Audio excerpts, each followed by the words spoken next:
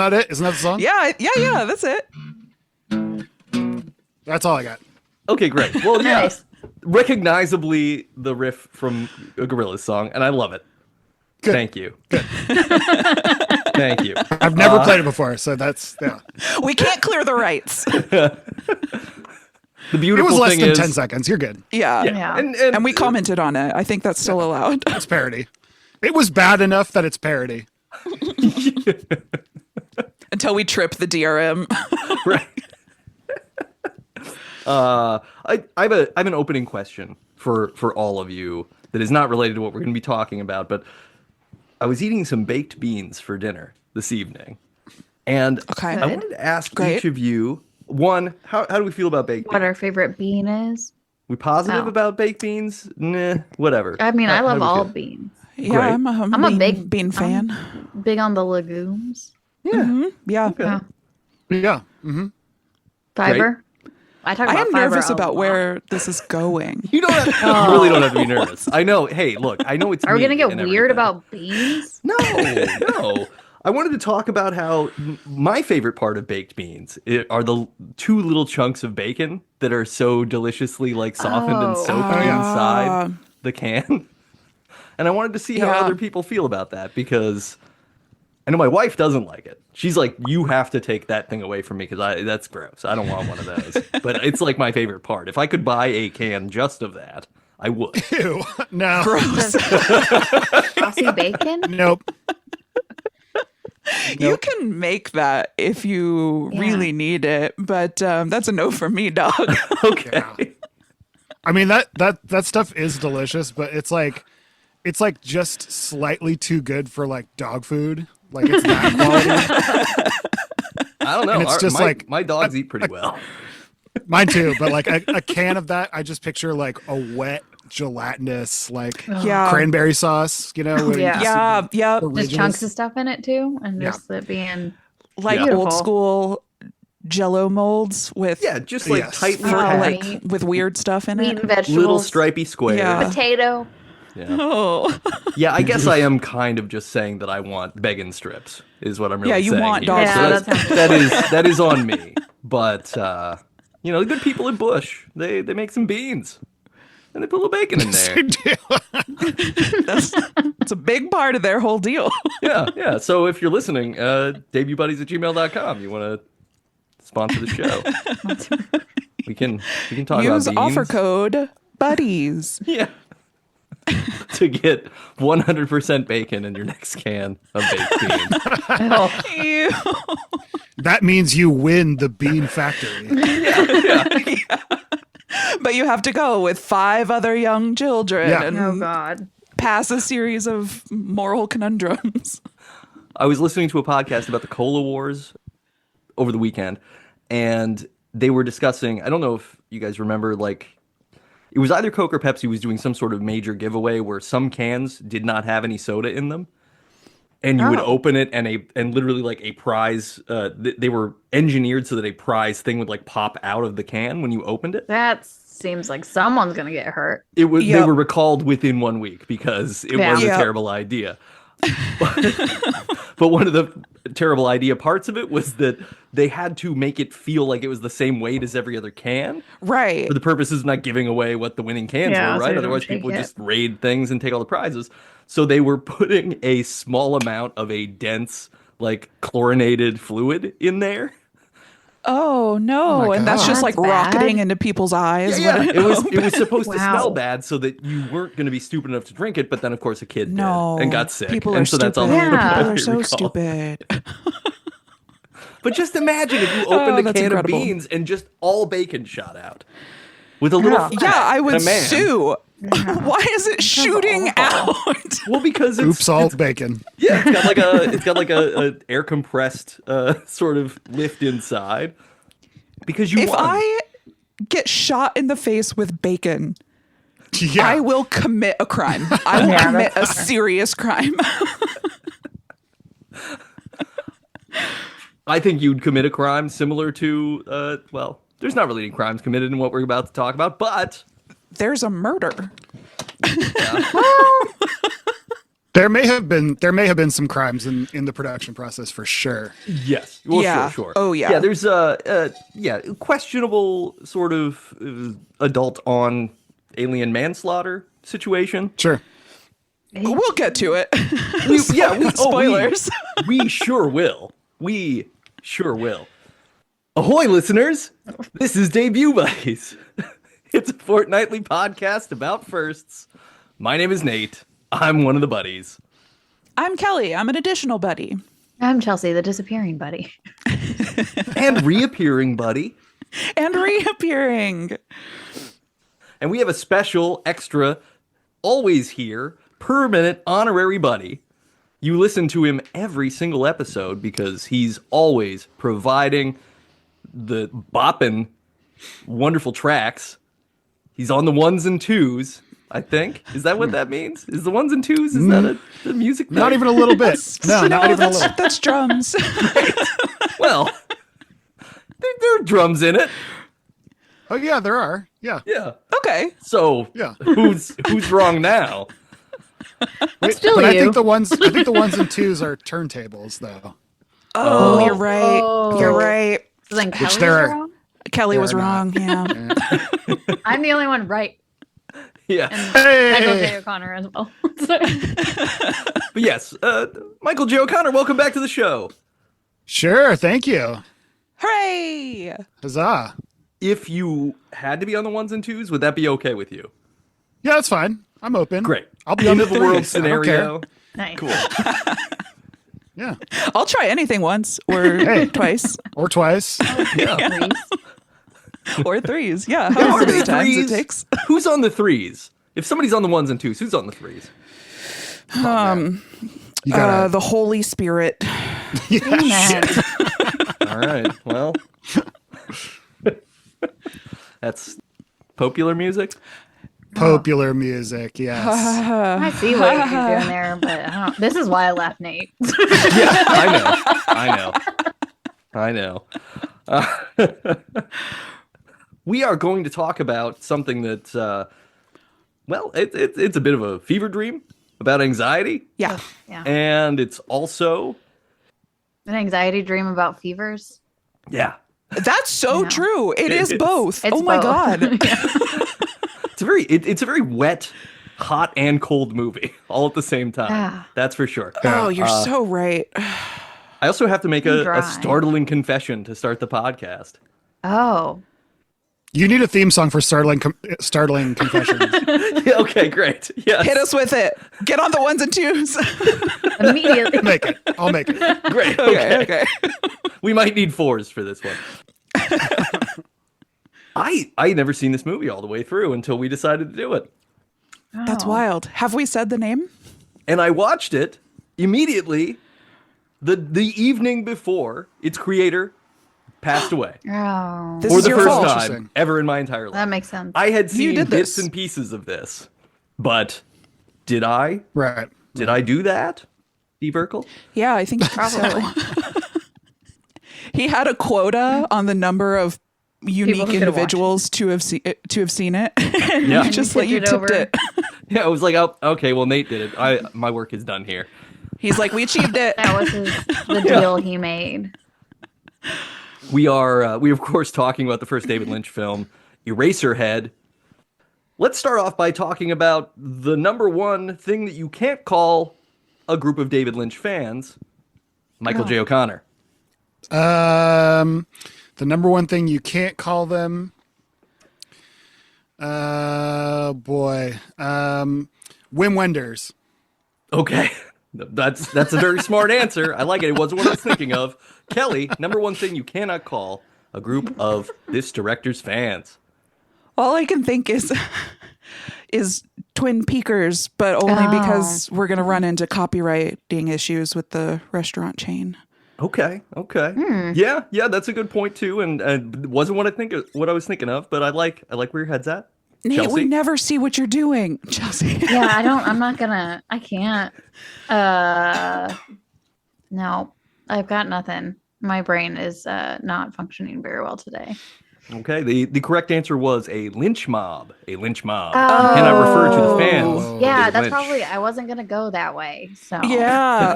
No one should. That's But what I'm you saying. would, This is a public so. service. we appreciate it. Telling us You're what super not to say. right. You're super right. Right. See, it's good. It's good that I You did got that. you got me off guard. I forgot that this podcast is mostly pun based. Yes. And the parts that aren't puns are nonsense. I've done it 3 times. Obscure. You'd think I'd remember, but yeah. No, honestly, I've done it hundreds of times and I forget every time. Yeah. That's because I use a Men in Black style neuralizer at the end of every episode. That's Just what gets it me. is. It gets me. Genius. It gets me.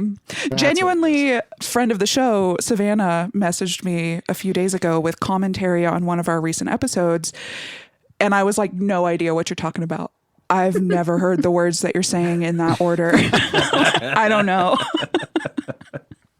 It's good. It's good that someone is an archivist of the things we do. Yeah. Because we certainly won't be. Let's talk about David Lynch. Yay. Love him. Yeah. We were talking about hairstyles before the show. We were. Michael J. O'Connor, you've got a very Lynchian hairstyle today. It's And true. I've already expressed my favorable feelings for it. You know, and it's on purpose. I love it. And because I went gray when I was like about 17 is when it started. Cool. And so his hair always looks so good gray. And, you know, it was a good style with that. So it works. Yeah, it works. Yeah. Nice. Which I think his hairstyle was ultimately, I think, based on the main character of 8.5. Oh. Has a very similar hairstyle, and I think that he took that and ran with it.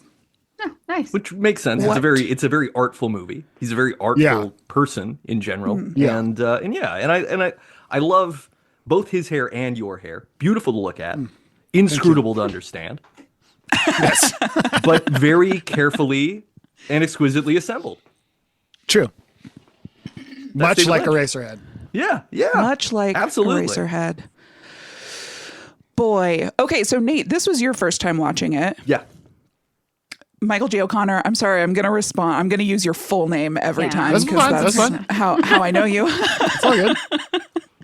I assumed that you had seen this before because you recommended this as a topic. Yeah, I've seen it many times. I actually, and I watched it I watched it last night and then immediately went to bed. Like I'm talking like I turned I it did off the same and then thing. turned the lights off and went to bed. I hadn't seen it in a while. Yeah, so I've seen it many, many times. Chelsea, you'd only seen it once prior to this when we watched it. Yeah. And then I said I would never watch it again, I think. And then I watched it today. Yeah. Yeah. I'd seen it reasonable- once before, Yeah. watched it again last night, and was like, yep, just how I remembered it. Yeah. I remember being like, I can acknowledge that this is a great movie. So and good. never want to see it again. I was like, this made me feel so much. And I don't want to Just- feel that again. Yeah. So In listeners, college, that's a that was like recommend. the worst time. Yeah. I'll recommend at least once. At least once. At least once. Yeah. And David Lynch is already dead, so you won't ruin the quota. You won't tip it Yeah. over the edge. Yeah, You yeah. made that Nate for already us. did it. Nate already did it. Yeah. So Nate, what was your? I'm the cause. So I had seen parts of this, obviously, like it's part of sort of film zeitgeist or Under whatever, what right? circumstances? Oh, okay. Just like this isn't on like Just every yeah, now like and then. AMC classes in the film classes afternoon. in college and That's stuff, and true. like there's YouTube compilations of stuff and things like Okay, that. okay, I had okay. What? seen it. Oh, for like the For, like, David watch Lynch these and, like- movies. These yeah, movies and, are like, important. Hey, do you want to see Surrealism, something things like weird? So I had seen bits and pieces. I was aware of what the baby looked like. I was aware of kind of some of the essential elements of the thing. I didn't really know what the story was or honestly, how much I was going to love this movie after watching Yeah. it. Like the first time I watched it, because I've watched it now 3 times since we Oh, discussed wow. doing this. So I watched It's it that getting the first time. Star Wars treatment. Yeah. Look, I got to watch it at least half as many times as I watched The Phantom Menace for this podcast. So Yeah. it would be disrespectful. It probably in mirroring how David Lynch would have watched Star Wars maybe twice, and then because George Lucas Yeah. famously was like, "Hey, do you want to direct Return of the Jedi? And he was like, no. Ew. What are you talking Not at about? all. I do not want to deal with teddy bears in the woods. This is Don't not my movie. talk to me. The first watch through, I mean, obviously it's a very unsettling movie to experience. Yeah. Just doing it. And I did, based on your recommendation, Kelly, like all the lights off, like very, very zoned in, very isolated, like it's sight and sound and nothing else. Like phone was put away, everything. Like we're just going into this thing. And that's the way to watch it. Like, listeners, if you haven't watched Eraserhead yet, I'll say it again. Like, the way to watch this is sensory deprivation. I'm not a headphones guy. I recommend headphones for this movie. The sound is amazing. Yeah. Like, it's so pivotal to the movie. And this is my TV right behind me. I'm sitting on the floor. This is where I watched the movie, but facing the other way, obviously. Sure, yeah. Facing toward the television, just over my shoulder. Listeners need to know, Kelly has eyes in the back of her head, literally. So I just like got up real close, turned out all the lights. Yeah. Okay, good. I'm glad that's how you watched it. Yeah. So it's because ultimately it's like there is a plot, and it's a fairly straightforward plot. Okay. I mean, I see what you're doing. Is that what you're doing? What? Did I watch a different movie? Did I do that thing where there's a plot. There's a plot. Yeah, I mean, there's a man having a kind of existential crisis, and he's living about his horrible, wretched he's child? Question mark. Well, question he mark. he has a terrible existence to begin with. He is trying to have some sort of romantic relationship with a woman whose family does not like him very much. And he feels himself. The mom really likes him. Yeah, the mom likes him too much. Yeah. And the dad's pretty. The dad may be my favorite part of the movie. The dad's the most I like the normal dad. person I like in the the entire thing. Yeah. Which is insane because he's not normal. Because he's not normal at all. No. Yeah. But he's a lot of fun. And there's nothing better than half standing off a couch to say hello to somebody and not fully standing or sitting back down, just kind of remaining in that in-between state. That whole scene is immaculately executed. Like, captures the awkwardness of being at essentially a stranger's, like your friend's house or your partner's house, like for the first time. The awkwardness is so well executed. It made me think of what's a rap song where it's like you go over to your friend's house and the food is gross. It's like one of the very first rap songs. Good. Oh, it's isn't it Rapper's Delight that has like the verse? Thank you. Yeah, Yes. Yeah. Okay. That's right. Thank you. Back when people used to rap about like the awkwardness Just of not normal liking stuff. your friend's mom's food. Yeah, totally. Yeah. That's what it made me think of. I was like, both of these are knocking it out of the park. I mean, yeah, I'd kind of forgotten. I rewatched it last night, and I'd kind of just forgotten like how funny it is. Like it's super funny. It's super funny. Like, dude, when the mom is like, Mary's been in the hospital and there's a baby, and she's like, Mom, they're not sure it is a baby. I laughed so fucking hard. I don't think I clocked you haven't that seen it. It was yet. funny. Yeah, me neither. I had neither. Mine, I was sitting. Okay, so I was watching it, and I have told Ryan about this movie. He has never seen it, and then I was like, if you would like to, you can come watch it with me because I've rented it. And then he was like, well, I've always wanted to watch it. And I had like started a little bit. I had already watched like 20 minutes. And I was like, I'm going to be honest with you. I'm not going to rewatch the first 20 minutes. So you go watch it separately. And then he's watching it and he's like laughing his ass off. And he's like, this movie is amazing. This is beautiful. And like, I think he may have found his new favorite movie, but he was in love with everything about it. But I brought him in during the scene where it is the family. And good. That. And he just started laughing so hard. And I was like, this is kind of funny. But without somebody there to prompt me to think it's funny, I just go into a darkness and I'm like, this is so uncomfortable. Well, okay. So Chelsea and I watched this around the same time, not together, but like over the same weekend. Yeah. 1,000 years ago when we were about the same age as the baby. And looked the same. Which is anywhere between 0 and 2,000. Mm-hmm. Yes. and we were watching it in our quest to watch all of the most fucked up things in existence. And so I think that it had that coloring for me. It did. Like when we decided to do this, I was like, yikes. Oh no. Oh Everything's no. bad. And so I'm really glad that I rewatched it because like I knew conceptually that it was good, Yeah. but it was a delight to revisit it and be like, this isn't even that fucked up. Like this is it's different it's from the fucked other up stuff in the way we that watched. like dream logic is fucked up. It's fucked up in Yeah, the way it's that like just- you will be having a pleasant dream about like walking in a park and then suddenly you're washing dishes and then suddenly you can't turn the light on and there's a noise and then there's a thing Yeah. at the end of the hall and then something horny happens and then you fall off a ladder and wake up. Like it's Yep. very it just feels like processing the emotions that are underlying the movie. Yeah. It's just also- experimental. It's not like Cannibal Holocaust. Yeah. We also Yeah, had a yeah. friend whenever we were going to watch it who yeah. tried to describe things, and he was like, it is a lot, and then you have like a little bit of an island in the middle that's nice. And He it is described the- it as an oasis. Yeah, that's it. And so it was the woman singing in heaven. And like Oh, he yeah. was like, that's the okay part. And then everything around it is just a lot. And then And it's not. That's no, not and I okay. feel like that's how I viewed it when I watched it. And I was like, I wish that I didn't put so much into that moment. Because that's still kind of unsettling in a nice way. Oh yeah. Oh yeah. Yeah. If the conception of heaven is that it's inside a radiator and is like a cloud-faced woman stepping on snakes for a while. Sperms. Yeah, you wish they were snakes, bro. Yeah. Well, everything's kind of both. Yeah, I think it's mostly sperm. Oh, so here's the other thing. I also watched it last night and then went straight to bed. And when I'm laying in bed, I gaze directly into a radiator. Oh. So I was like, Is heaven in it? hey, girl. She hissed back at you. No, it's finally warm enough that they aren't on. So I was spared. Yeah, I mean, I think it's just so like it has to have. I also think that it wouldn't have worked at all if Jack Nance didn't have like such a.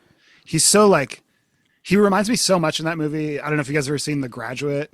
He reminds me so much of Dustin Hoffman in The Graduate, where everything kind of scares him. Yeah. You know, Yeah. he's so like kind of he's such like a good like proxy for the audience because he's also sort of wandering frightened through this world that he's in, and he just has such like a human quality in a such an inhuman kind of like Yeah. world that he's in that it's like without that it wouldn't have worked at all. And it's like that it played for a long time at some theater in LA. It played as a double feature with Pink Flamingos, which is a hell of a night out, I tell you. I mean, that's crazy. You're taking in a lot of weird stuff. Sure are. A lot of weird. You're But going I- home and you're not going to bed straight away because you've got some thinking to do. Yeah, but both of those movies have the same kind of quality where they're like they are super fucked up, but they're also so funny and So like funny. Yeah, there's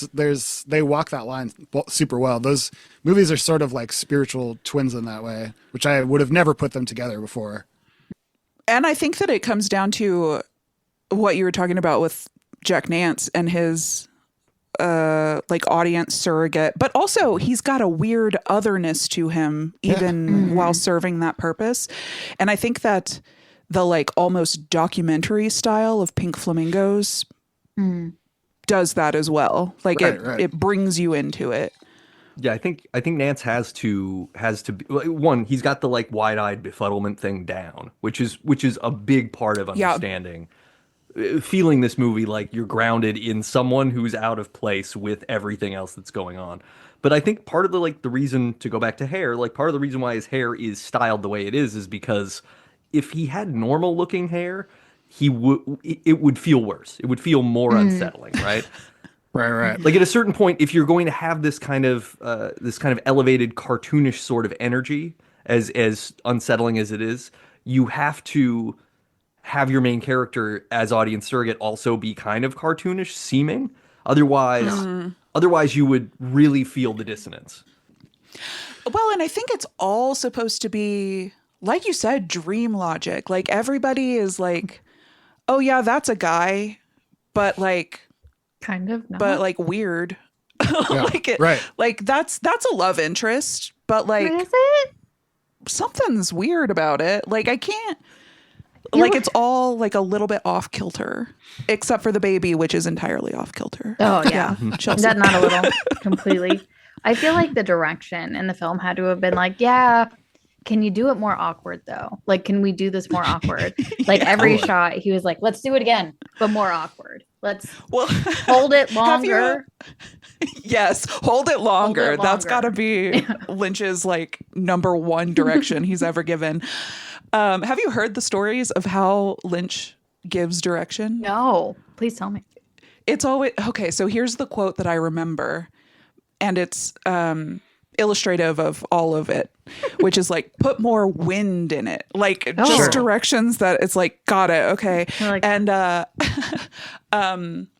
after he passed, Kyle MacLachlan made a really lovely post about it and their experience on Twin Peaks and of course in Blue Velvet. And he was saying that like sometimes the way that Lynch would give direction would be to like call you over and you'd go like just stand together in silence and you'd just sort of get it Yeah. from Like, him. right. Like he was such a like large personality that he could just osmosis it into you. Feel the vibe. And this movie took like 5 years to make, so I think there was probably a lot of that just standing in silence and like, do you get it now? Well, there's also like, I mean, how many lines? What would you say? There's 50 lines of dialogue Yeah. in the whole movie. It's I a mean, 20-page script. Yeah, I for mean, a it's- movie this long, you'd expect 90. Yeah. Yeah, it's almost like a silent film for most of the movie. Yeah. Like so, like everyone who's in it kind of has to communicate everything with their face, with their the way they're with their body movements, and Yeah. I mean the him and the woman across the hall, their scenes together, they don't say anything hardly at all, and No. it's you get it though right away. It's excellent. It really is. It shows like, okay, this is a painter who's making a movie like that doesn't have a whole lot Yep. of time for dialogue. Also, the way things are framed. Excuse me. I took a photo of it, but when they're standing in the closet, right when Mary comes in after the mom's trying to kiss him, it's he does this all the time. There's a couple shots like this in Blue Velvet. Oh, the shadows. Where there's where there's like so many people in the frame. It's like it looks like a tableau, like a painting, and it's such an interesting way to frame things up. And I think that's his look that he has. That's his like signature thing, and it's there. It's there in this first movie. It's kind of amazing. Yeah. Like right out of the gate. In that scene too, there is a very striking shadow that we see echoed a few times throughout the film where it's Henry, is that the character name? Jack Nance's Henry. He's standing up against the wall, right? And he's like afeared, and there's a shadow of just his head like coming out of his shoulder. So in this moment, he like almost looks like he's got two heads, which is very like in line with what's happening in that scene. Like, do you mind about getting married? No. Like, yes, he does. Part of him does. So he's got this like this duality to it. And we see that a couple times later in the film too, in his room, but it's less his shadow and more, there's like a weird light and his jacket hanging in the corner. Oh yeah. I know what like- you're talking about. Yeah. Yeah, we see like that echoed, this like duality echoed later. I just thought that was really interesting and not something that I noticed at all the first time I watched this movie 1,000 years ago. What's everybody's favorite part? Favorite part? I know, it's a weird question, right? I think that the titular part of the film is my favorite part. I love Oh yeah. Okay. everything from the decapitation to the boy finding it to taking the thing in to making erasers out of his head This head. was great. And then the way he like erases a bunch and then okays it like it's a drug deal. Like, yeah, Right, it's right, right. legit. Yeah. He like takes a bite like, oh, it's real. It's pure. What? I love the way like when the guy's buzzing when the kid walks in, and the way the guy says "Okay, Paul." It Yeah. sounds like a Looney Tunes cartoon. Like it reminds me so much of like Bugs Bunny or something. It's great. And that's the humor that I'm talking about. It's amazing. Yeah, like in Tom and Jerry, when the only time Tom would yell would be when he got hit in Yeah. the foot with something. He'd be like, Yeah. in a very weird sort of atonal way compared to the rest of the cartoon. Yeah, I love that. But otherwise I love that dad. I love the way he introduces himself. I love him talking about So there's all the pipes, Right. and that speaks to me because my own father Look at my is knees. a plumber, and so That's right. so I got that. But You're like pipes all over town. Yeah, pipes. Same. And I also like that there's a very important double entendre there, that someone who's laying pipes all over town, and the implication of semen and birth Didn't and even everything get else that. too. I didn't get that. Yeah. It's I really should have gotten that based on the other Everything themes else. of the movie. You even corrected the snake to sperm too. I know. Yeah. I Yeah. knew. I recognized it elsewhere. I need the more obvious symbolism, I suppose. I feel you. Chelsea, what's your favorite part? I I really wanted you to be like the credits, no beat. was thinking about saying the end of it, but I don't. Well, like I do like the in heaven part because it's the only part without like really abrasive sound. I watched it today and I've had a headache all day, so that was a stupid move Oh on my part. no. Yeah. I liked the part where they sink into the bed. And it was like a puddle. I thought that looked crazy. And then the Oh hair man, that was- made me go gross. Yeah, it was super gross. That was very like skim milk water. Skeety water is what it was. It was Ooh, skeety water. water. Very which was the serial killer who was afraid to have sex because of the warm wetness of women? I'm the only person here who would be able to answer that. But anyway, that's what it made me think of. I was just like, yuck. Did you answer, Michael J. O'Connor? No, I think I really love all of the sort of like I like right before the pencil factory. I love when the plant with the big stick in the Yes. dirt comes Yeah. rolling out, and Yes, the and it's way like he's- exactly his bedside table, like with the Yeah. doily and everything. Yeah. the way he's like turning that little pole, like that little railing. That's such dream stuff, like where you do things like that. I don't understand it, but I think like one of the things that happens specifically with David Lynch movies, and with sort of it can happen with a lot of kind of films like that, is people start I'm guilty of this, people start to think of it like a puzzle that needs to be solved. And that's just, you just don't have to, like, it's just, you can just kind of let it wash over you. And he was so intuitive, and it's just so about like, how does it make you feel? And, probably bad, Anxious. and that's okay. Yeah. Yeah. And that's kind of enough, Yeah. and that scene just does that to me. It's just something about the way he's kind of rolling that railing in his hand is just that makes it. It's like you'd use the word worrying. He's worrying this pole. Yeah. He does the same with the bedspread. He's always like picking at the bedspread. Yeah. Like he's just constantly like awake and in dream, just constantly picking at stuff. Totally. Yeah. Almost everyone is always picking at stuff in the film too. Like the girlfriend / mother of the baby, when she decides to leave, is sort of like rattling around the bed, the foot of the bed. That was like like an echo prison to thing, sex, or- though, right? Yeah, kind of. No. I don't know what that. Yeah. I think so. I think she was like they were knocking boots, but she was just getting her suitcase. Well, I it mean, was like the reverse of him putting something in her. She was taking something out.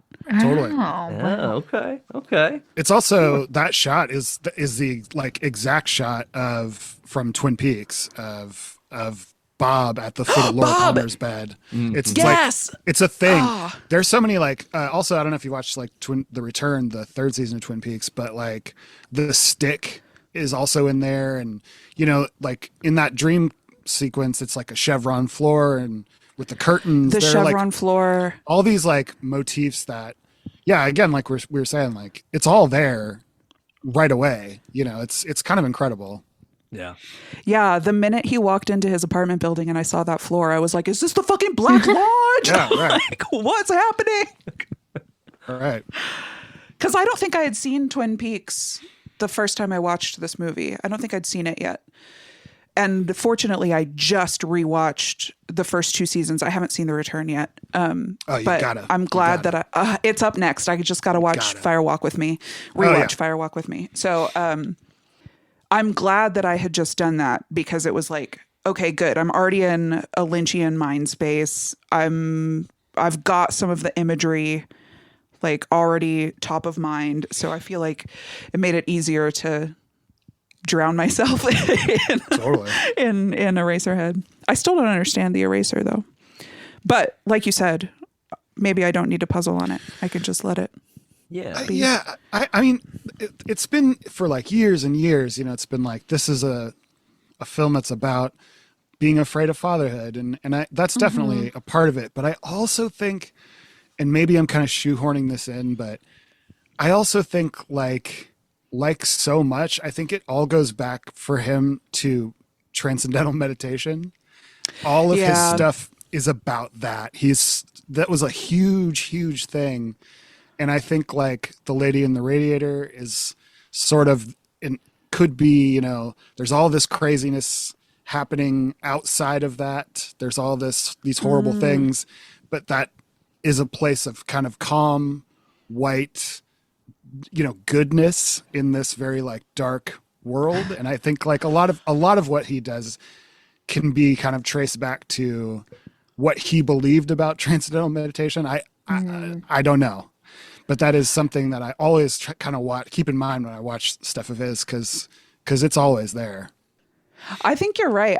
I balk at using the word good for the woman in the radiator. Yeah. But I do think that it's his subconscious. Like I do think that that's where he's like gazing into himself. So I absolutely see that it is about transcendental meditation. And I think I read that he started getting into that during the production of this movie. So it would make sense that it would be a big part. It is, yeah. I mean, it's a huge part of everything he does. It's once you kind of realize that, it's like, oh, that's throughout everything. Yeah, there's that character in Twin Peaks who like says that out loud, basically. The jerk FBI agent who's really mean to the local cops. And then when Albert. he gets called out, Albert, he's like, I believe in love. Love for everything. Love for you. I love you. Yeah. He walks out of the room. Like, oh, there it is. Yeah, with Lynch being a painter, with this kind of being a silent film, it does really feel like trying to figure out what's going on in every frame is what you're supposed to do in a museum, right?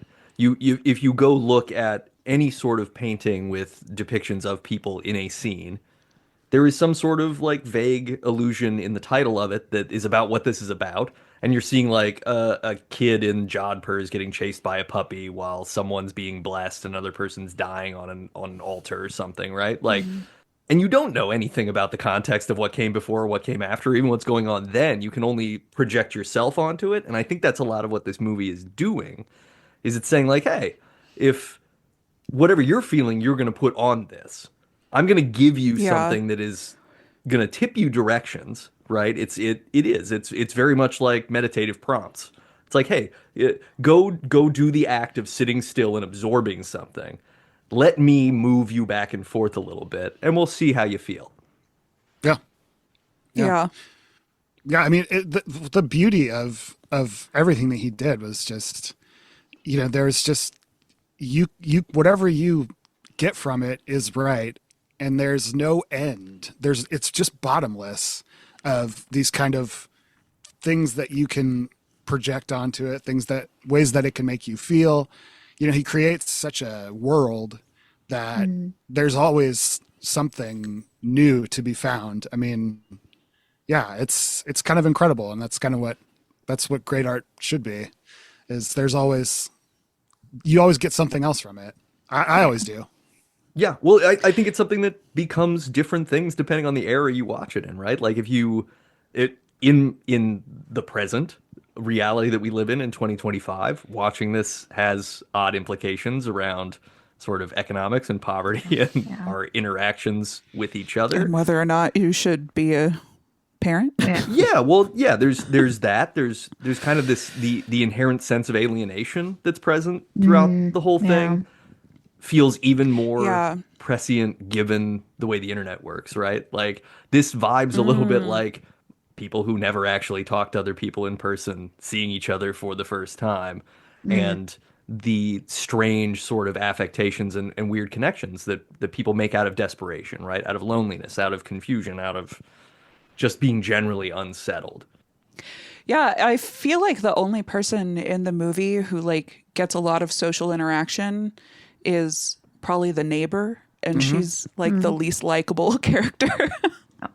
But she's also the only she's the only character who acts kind of on him in a way that where the motivation is clear. Yeah, she's the most honest character. Yeah. She's like, I want to fuck. Yeah. Let's do this. And also, all right, I'm also fucking other people. Whatever. Like, well, but it's not like whatever. It's like, and also I'm fucking other people across the hall from you. So get fucked, Henry. Well, sure. Yeah.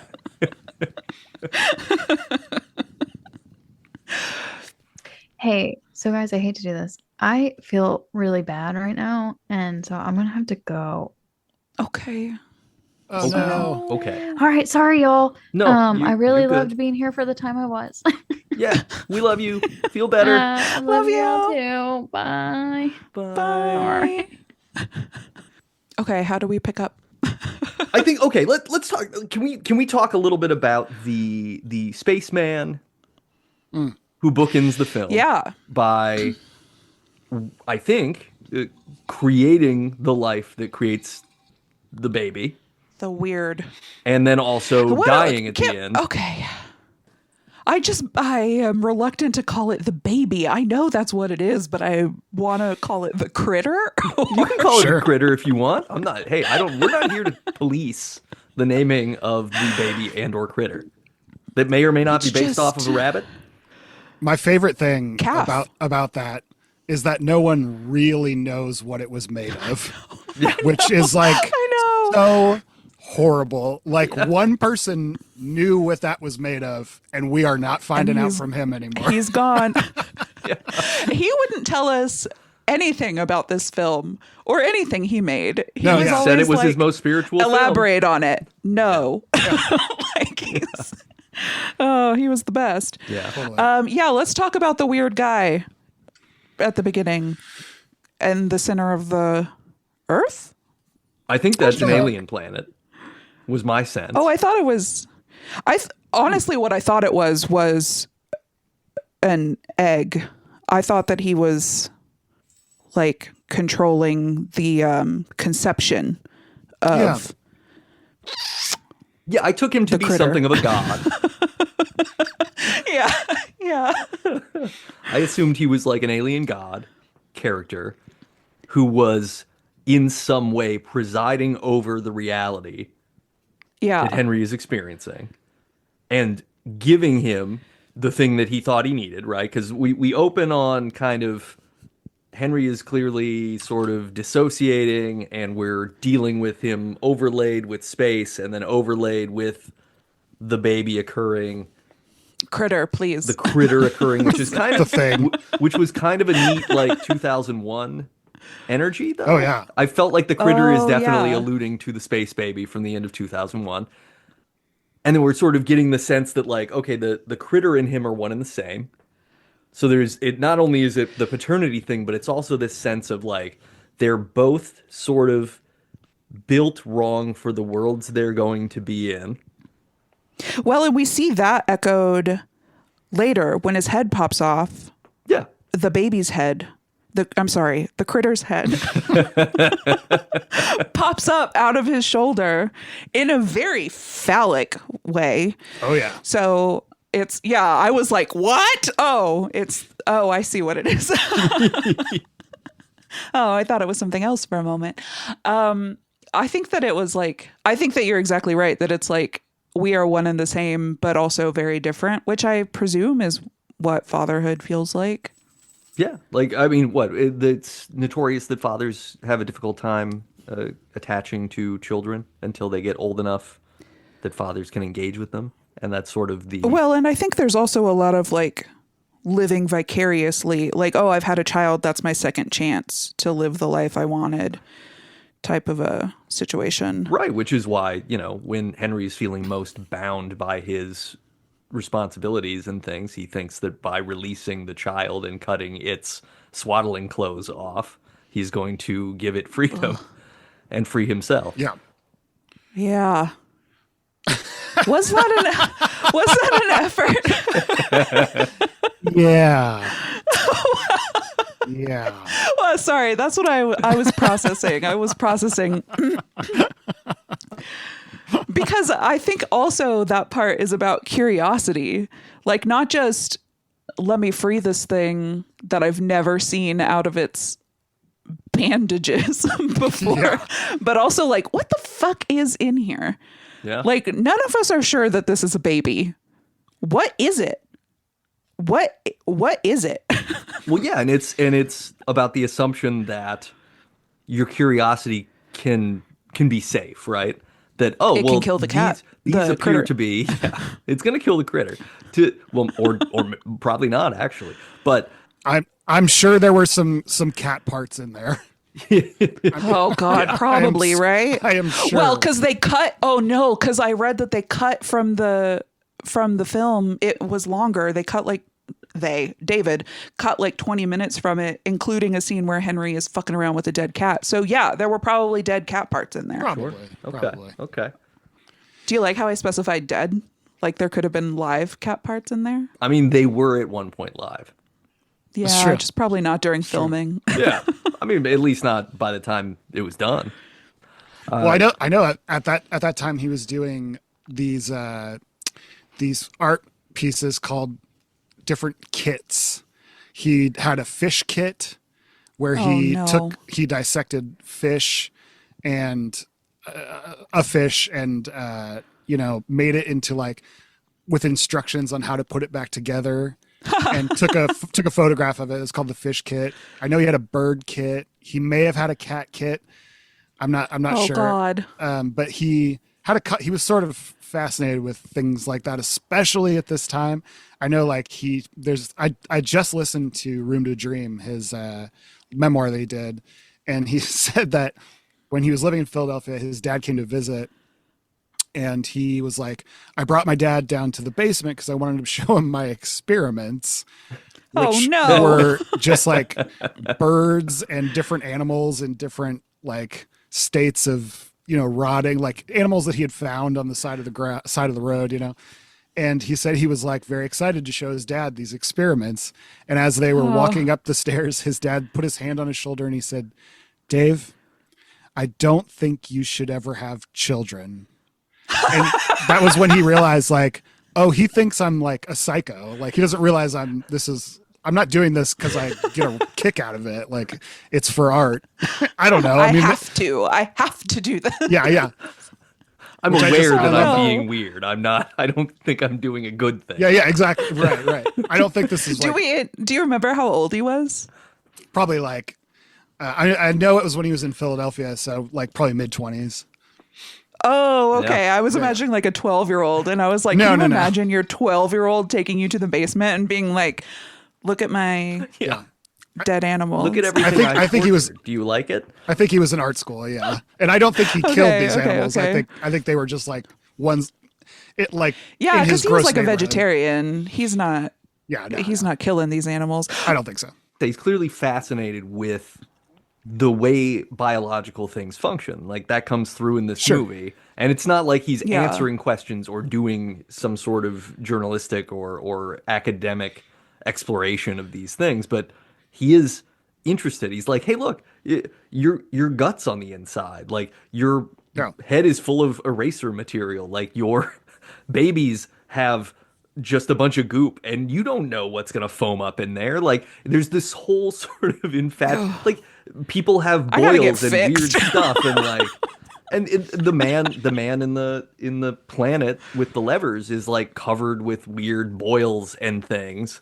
Like everybody is sort of in a Oh, I state thought he of was body like horror. frozen. I mean, maybe he was. Ew. I think he's sort of got the same like what would you call it condition that the baby has. That the baby, It's- the critter, it's, the it's critter. really similar, yeah.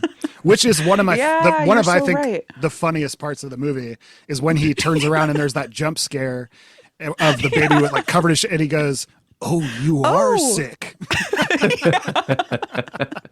Like, yeah, oh, bro. that got me good. Yeah, Yeah, it's done been sick. That's it's not good. real sick. Yeah. God, the way it like spits out its food while the lady is trying to feed it. Ugh. And it doesn't say Haktua, but but it made me laugh. But I would more readily purchase its cryptocurrency than the Haktua girls. That's for sure. Oh God. I basically stopped using the internet about 4 months ago, so I'm just so glad I don't know what this is. No, that's I have wonderful. a vague awareness, Yeah. but that's it. You don't need more. Okay. That's No. enough. No. The critter is cute though. Is it? I think it is. I see an endearingness. Like I felt immediately endeared to and protective of the critter. Like it Man, is I hideous. just felt repulsion. It's hideous, but it's like it's smooth and wet. It sort of has like Yeah, gross. You're describing gross things. it's sort of cetacean, I guess. Like it looks a little bit like a dolphin or a whale head. It has kind of like a Ew. fishy mouth. It's clearly Gross. It's Nate. clearly very Wait. like, Listen to yourself. We are but it's- learning so much about you. but it's so like it's so in need. I think that's endearing. Like it's this sad little we have thing. very different instincts, you and me. Because when I see it, I think I was just chanting "kill it" the whole movie. Yeah, I don't feel bad when he kills it. No, I'm like, thank God, thank you. I Oh my didn't God. feel bad when he killed it either, but he doesn't actually kill it. He just releases it into its like Super Saiyan form is what happens. Right, sure. Yeah, he does. I think love that's a kill. metaphor for guilt. I love the big one. I want that so Okay. bad. I want that in my house. I love that. Oh I God. think it's so cool. I read that they built that. It was Jack Nance and David Lynch built that in David's backyard, and they called it like the big egg, maybe. I love But that. okay, let me describe to you why this movie made such an impact on me these many years ago when I watched it. It's probably been, I don't know, 15 years since the first time I watched it. And that was very impactful, partly because of the Oasis thing that Chelsea described earlier, where you get to the Oasis and you're like, it's not an Oasis. No, I still have half the movie left. Here is the other part is the first time I watched this, I watched it on my laptop up close to my face, headphones on, all the lights off, just like I said. And before the baby is the big one, I knew that it was going to be big. I knew it was going to be big. Like somehow by like becoming one with the movie, I knew what was going to happen next. Interesting. And then when it happened, I was like, what the fuck happened to me? like this movie changed me somehow. And so the first time I watched that was very startling. I'm glad that I was prepared for it when I rewatched it last night. But like, what the fuck? I guess is my question. Yeah. I think Agreed. it's a metaphor for guilt and grief. I think it's also just the thing we are so often acting on things that we don't understand and creating bigger things that we understand even less. Sure. Yeah. I think too, like, and this is kind of getting into like the solving a puzzle trap. But when Let's solve it. Yeah, when he kills it, that stuff that comes out of it and boils over Yeah. is sort of the same stuff that's on the lady in the radiator's face. And so Yeah. I think there is a connection of like the lady in the radiator is like maybe what this thing could have been. What there's like a sort of like there's a lot of sort of like motifs of like chance and you know, like when she's stomping on the, as Nate called them, snakes. Yeah, it's yeah, like they're definitely this snakes. one's not going to do Sperms. it. This one's not going to do it. This one's not going to do it. You know, there's sort of like these ideas of like how you don't really have control over what something's going to be, you know? Yeah. And so there's something there with that. I don't pretend to know what that is, but Well, that's the but spaceman too, right? Yeah, that's what He's it makes also me feel. controlling. big time. Like there's something else that's controlling and pulling levers, but even it doesn't have Yeah. full control over things because he gets fucked by the end of the movie. Right. What do you think that was in terms of practical effects? Here's my hypothesis. Malto meal. Oh, maybe. Okay. Maybe. It looks to me like spray foam insulation. That's what it looks like on her face, but Yeah. it was so wet in Yeah. the baby. Well, Yeah, it's I wet don't know. initially, It and does- if it it does the dries, thing- it would dry into the bubbly kind of stuff. It does the thing Oh, that maybe it spray was foam both. does where it like it expands It as it dries. expands. And it looks just like that. And I'm thinking like it's probably that mixed with I don't know. Malto meal. Oatmeal. Who knows? Yeah. It was just a finer texture than oatmeal. I don't know. I'm going to watch it again. Yeah. Yeah. It's fucking gross. I'll tell you that. It's gross. It's gross. I don't know. I just love that baby. I do. I think that baby's great. I love that Weird. for you, Nate. I love Yeah. that. I think it's. That's I think so it's a curious. sad little thing. It is. It's not where it's supposed to be, right? I agree with that. Abandoned by the mother. I agree with that part. That's horrible. Ew. Can you imagine giving birth to that? Just think for a second. Imagine going through 9 months of gestation, 40 weeks of gestation. We don't even know it was that long. Though. You- There's not that implication that time That's passed. true. There's We don't this know. sort of sense that like she went to the hospital, a thing came out, there's a baby. The mom says it's premature, but it's a baby. Yeah. Okay, So so, that not tells me- quite 40 weeks, Who knows? but viable. So Who knows? 28 A minimum. couple of days. Yeah, I guess I don't know. I don't know what species it is. I just imagine that coming out of your body. Oh, sure. No, imagine it for a moment. I'm with you, okay? Because what it does say What do is you it's think like the doctor said? chestburster What level. do you think the doctor said? It's a critter. It's an I Eraserhead. don't think baby. the doctor said anything. I think the doctor I Then- think the doctor just was I like think the doctor probably screamed and passed out. yeah. Or said, like, call the CDC. Like, I mean, they sent him home with it. Yeah. Yeah. So clearly everything was on the level.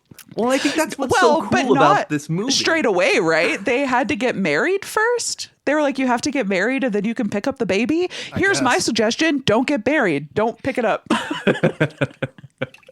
I love that this movie has this internal logic that everybody's just like, okay, well, I guess it's our baby, right?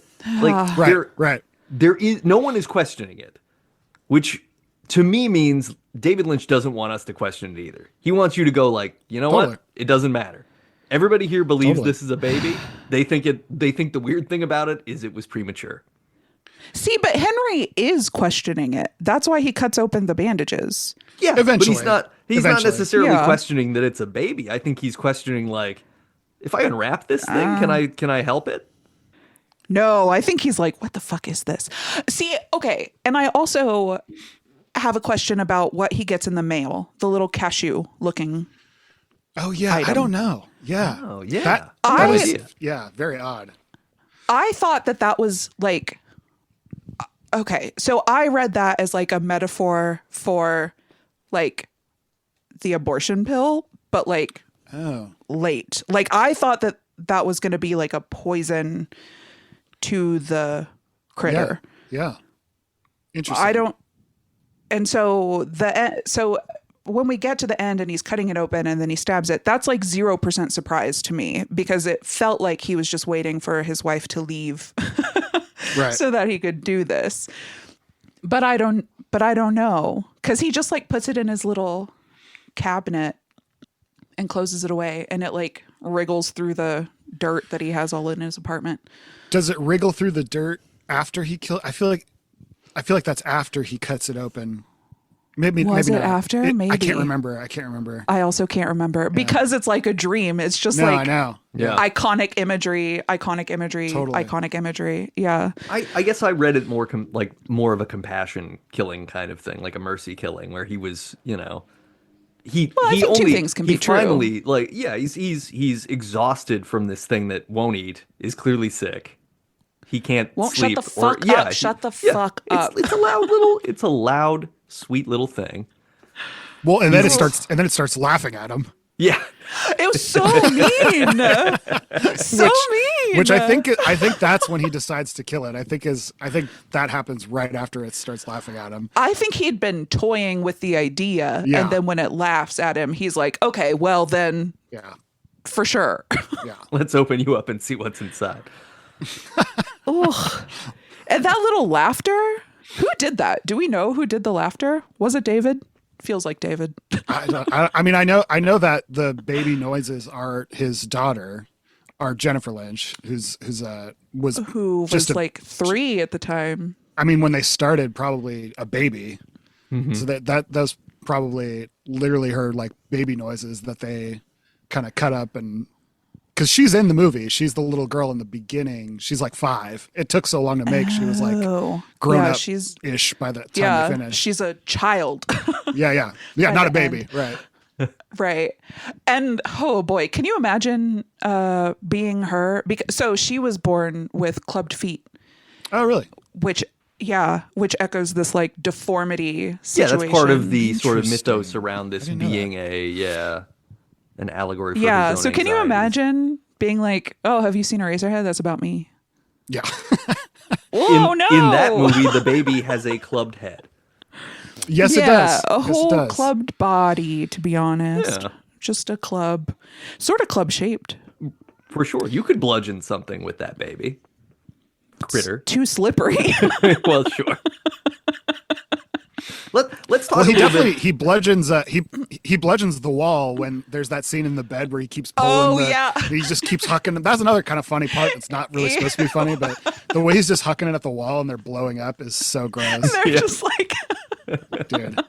It's brutal. gross. Yeah, it's just it's a disgusting movie. Like even just when he's sort of like walking through the mud on the way back Yeah. from the store at the Yeah. very beginning, and everything feels Stepping in puddles. wet just squishy, and everything feels like it's trying to pull you down into it. You Squelching. know what I mean? Yeah, squelching. Yeah. Like, it's sort of for the sort of 80s era obsession with quicksand as a thing that happened to people in action shows and TV. Like there's a vibe that this world is trying to pull you down into it and pull you inside of it. Like the moss that's growing all over around the radiator and in the house, Yeah. like a mossy mold sort of thing, is like everything's trying to sort of like reclaim mulch. him and reality. I never thought, And it's all very. and it does when the head scene he falls into the puddle Yeah. and then it drops out. Yeah, it's interesting. Because even Huh, the yeah. sex scene with him and the neighbor across the hall, they're kind of like they're sort of in a hot tub, but they're also sort of in like a cave crater thing that's like It's like primordial, Yeah. which also happens at the beginning. Yeah. Like it's very like animalistic, I guess. Like this is lizard brain stuff that's happening. Totally. This is what I'm talking about, man. I mean, you could talk about his stuff for forever and ever and ever. I mean, Yeah. it just goes so deep. It's so good. Let's talk a little bit about the movie, just background of the movie real quick, since we haven't done any facts yet. We've been chatting around it, but this is 1977. It's an independent movie, which is cool, right? Indies, we love them. Surprise! It's not a Not a major No one- studio picture. it's not a big studio. MGM didn't clamor to present this one. David Lynch Yeah, this does. is a Weinstein production. He did the score and sound design himself. Yeah. Including In Heaven, the song. Yeah. Yeah. Which is a perfectly unsettling song, which I think is sort of part of the and he's good at this in throughout his entire career, and especially here. It was interesting that the Oasis, as Chelsea called it, and that we've talked about, and the way that In Heaven is reprised at the end, it doesn't feel good, not to me. But I think No. the critter is cute. So maybe I'm wired weird. What it felt like to me, it felt more unsettling to me in those sequences because there was this unpleasant quiet and this sweetness that was being applied to something that seemed sinister. Whereas everything else is like, That no, this is is fucking gross. interesting. It's on Front Street gross. Everybody's weird. Don't worry about it. And then suddenly you're like, no, but now we're gonna do the sort of the visage of pageantry and this sort of 50s like poodle skirt aesthetic, and we're gonna freak you out. And it's the same thing in Twin Peaks when you get really like over the top sweetness, it's usually always uncomfortable. It's that way in Mulholland Drive too. Like I feel like Lynch movies and everything he does is almost more comfortable and settled feeling when it's keyed to weirdness, because when it is dialed back to normalcy, air quotes, it feels hyper abnormal in its normalcy. See, I don't feel like these parts feel normal at all. I feel like they are like a super weird in juxtaposition to the standard weird of the rest of the movie. They're like the next level up of weird. Like, we've described the movie as using dream logic, and I think that this is the dream logic that occurs within a dream. Like, we've got dream within a dream. Sure. Okay. Yeah. So situation here. In the way that we would, as mortal human beings, conceive of heaven and the afterlife, which is going to have to be based off of only experiences we've had, and then imagining them being better, fluffier, songier, brighter. I don't even think that that is supposed to be heaven. I think that that's like his ideal. Like, I think that that is a creation that Henry makes. I don't think that that's actually another space. I think that's his Happy place. subconscious. Totally. Yeah, or like I feel like he gets the idea to kill the critter from her stomping on all those snakes. Sure, I'm sorry, sure. Nate. No, look, Well, it really struck me too watching it this last time, and I kind of hadn't noticed this before, but when I think it's honestly the first time we see the thing, when he comes home, he lays down on the bed and like starts looking at it like you would a television.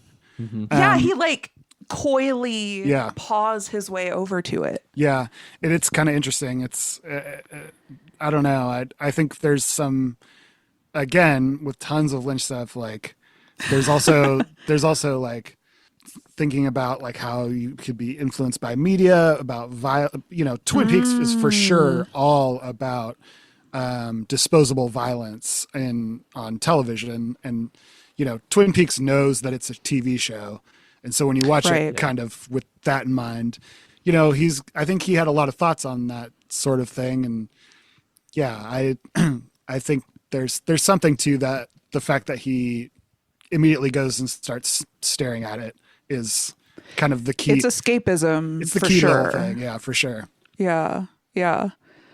So this film was produced with assistance from the AFI. It's the American Film Institute. It was like, hey, you're studying here? Great. Let's help you make this movie. But we talked about this before. It took several years to make because they had funding issues.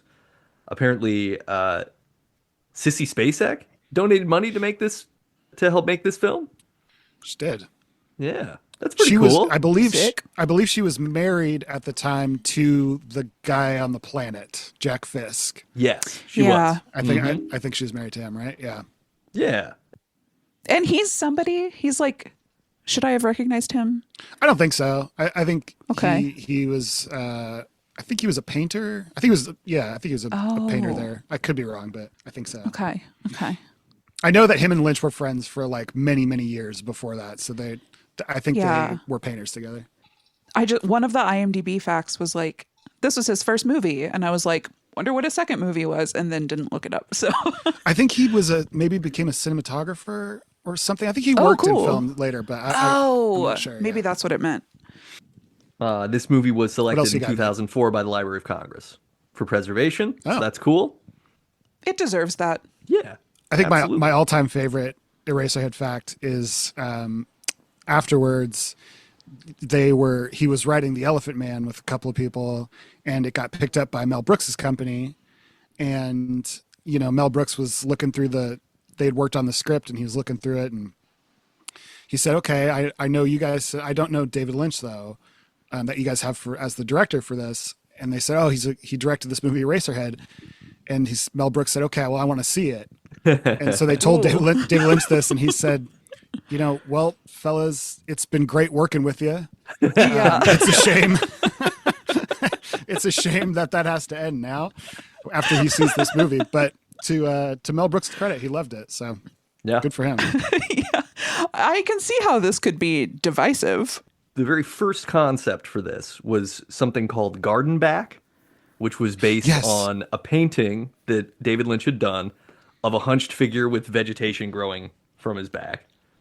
And it was basically a surrealist script about adultery, and it would just be about a insect that was constantly growing, representing a man's lust for his neighbor. But it would have only been 45-minute long movie, so AFI was like, that's too short. We want you to make a whole movie. Make a whole movie. Can we double it? Yeah, quick. Give us twice as much. So I then he read developed that, Eraserhead based on the daydream specifically of the man's head being taken to a pencil factory by a small boy. It's so funny. I guess that's like a ashes to ashes, dust to dust type of whatever. I'm still trying to solve that puzzle. Yeah. What were you saying? No, it's just that it's so funny, like to think about like how sort of creativity works, because to me, like the whole concept of the sort of nucleus of this film, the fact that it's called Eraserhead, stems from that scene. Like, is kind of a great way to think about like creativity and ideas in general, which is like that's such a small part of it that this whole thing kind of ballooned up around. You know what I mean? Like that really has very little to do with the rest of the movie. Yeah, it's almost completely Or maybe it inconsequential. has so Or maybe- much to Or maybe do. it's everything, but like you know what I mean? Right. But just the fact that like you can kind of move outwards from these ideas is really interesting. Which is like, I don't know, it always goes back to David Lynch, like refusing to explain what he had a very postmodern view of art, not just his movies, but his painting as well. Like, if I wanted to use words to describe it to you, I would have written it. Sure. Like, that's not what we're doing here. I've made a movie, I've made a painting, interpret it the way that you interpret it. That's like frustrating but liberating. It's two things at once. It seems like he's a very cathartic sort of creator too, right? Like Mikey, you were mentioning, being aware of what TV is doing to people, and then it's like, well, I'm making a TV show, great. Well, my TV show is going to be about what TV is doing to people, as well as what we're doing to each other. Like that's what it has to be about, because he's making message movies without them being so overt that anybody can actually understand what the message is, which I think is great. Sure. That's such a good way to make it, because if Eraserhead is a movie about how we are making things that we can't control or understand, and we are also being made into things that we can't control and understand, like that's a reading you can make that is also very much realistic about the world in the 70s, about the world now, about the way the United States works, about like existing in a sort of state of poverty and creation in a loop. Like all of those things are tied together. It's very interesting how ascribable everything is. Man, I already got to watch this movie again. Right? Yeah. I'm not going to wait 15 years this time. Well, maybe you have to though. Maybe you'll only know more in 15 more years. Well, I'll watch it again in 15 years for sure, but yeah. maybe also tonight. Yeah, you just watch it every day for the next 15 years and then see how you feel. That might be a lot. See what It happens would to be a you. lot. Yeah, but I become the baby. there's only one way to find out what happens. Yeah, a lot of this is also based on his experience in Philadelphia, Go Birds, where it was like he described it as a crime-ridden poverty zone that he lived in. And he's quoted to say, "I saw so many things in Philadelphia I couldn't believe. I saw a grown woman grab her breasts and speak like a baby, complaining her nipples hurt. This kind of thing will set you back," unquote. This kind of thing will set you back. That's such a Lynch turn of phrase. Yeah. Like he's always saying weird stuff like that. Well, in this movie, this kind of God. movie will set you back also. Not necessarily like, not in a way where you're gonna have to make up for it, but in a way where it sort of unsets just you gives in you time. pause. Yeah. Yeah. Like to watch it is to not like you're not experiencing linear time. I think what's interesting about this is that like you know how sometimes you go to a movie and the movie is so fun and it gets you so amped up that you come out like really exhilarated. You're like excited about life and about potential and imagination and all these other things. And other times you come out of a movie and you're like exhausted or sad or whatever. And this is a movie that sort of takes you completely out of time and space. You're just disoriented Yeah. at the end. like it's almost perfectly apropos that you watched it last night, Mikey, and like turned it off and went to bed. Like that's Totally. almost the most like organic way to do it, where you're not trying to go like, I'm okay, gonna well let my- now I guess I'll go downstairs and do the dishes and then maybe I'll plan for the next day. Like Right. no, none of those things exist once you experience this movie. Like this movie tells you that all of that stuff is bullshit anyway. I'm just gonna let my brain process this. I'm gonna See gonna what tap happens. out. Let this percolate. I really think that like, God, you gotta watch it with headphones. Like the sound plays such a huge part in that. There's such a distinct difference in the way the sound happens between each setting. And even like when he opens his little thing to put his weird cashew guy from the mail, like all of the sound drops out, or not drops out, but it becomes so much quieter until he closes it and then it all comes rushing back. It's this very like that's how focus feels. Like Yeah. all of the background noise fades away for a second while you focus in on this thing. Or like every time he's outside, it's almost like a sci-fi other planet type swirling of air. Like it's such an all-encompassing movie if you let it be. Oh yeah, when he goes it's to very, the very girlfriend's house for disorienting. dinner, like that, the energy is, oh, he must be on another planet, or he's walked into Yeah. a major storm, but it's not. Yeah, that's It's just this right, like but that's, unsettling whooshing, and everything is dark, and everything is very almost. I mean, like how influenced by Lynch is Tim Burton? Like they're yeah. roughly contemporaries, but at the same time, like Tim Burton feels like I don't know, like the cartoon downgrade of David Lynch, where it's like, okay, well, I'll do the Yeah, weird yeah, stuff, yeah, but I'm yeah. gonna do like angularity in a way that's consistent, so you can get a vibe. And David Lynch does angularity in a way that's Well, it's like- you will be uncomfortable by this. oh, what the fuck? It's like a world that you recognize, but it's not. I mean, that's like the dream thing, right? Where you're like, this is Yeah. my house, but it's not my house. Like, But it's not. it's like Edward Scissorhands. You're like, I know that neighborhoods probably exist like this, but like it's like a hyper real version of it, you know? Yeah, yeah. Totally. Yeah. Like the essentialism of it is brought to a head in Totally. both. Like, Totally. like here is I'm putting a fine point on it. Couple more fun facts. Yeah, weird. So one of the fun facts in here that I thought was interesting is because of how much time passed between sort of starting filming and completing this, Jack Nance has a scene where he's opening a door and then a whole calendar year passed before the next part where he goes through said door. And throughout the entire filming process, he maintained that hair. So he was just boy. constantly in this, like, I'm doing the tall hair thing. I'm going to put in however much effort. There must have been so much blow drying and product and things constant to keep that going for like 4.5 years. How do you even achieve that texture? His wife at the time, Catherine Coulson, who was the log lady in Twin Peaks, she said, I watched like I think it was on either commentary or something, but she said that she did his hair.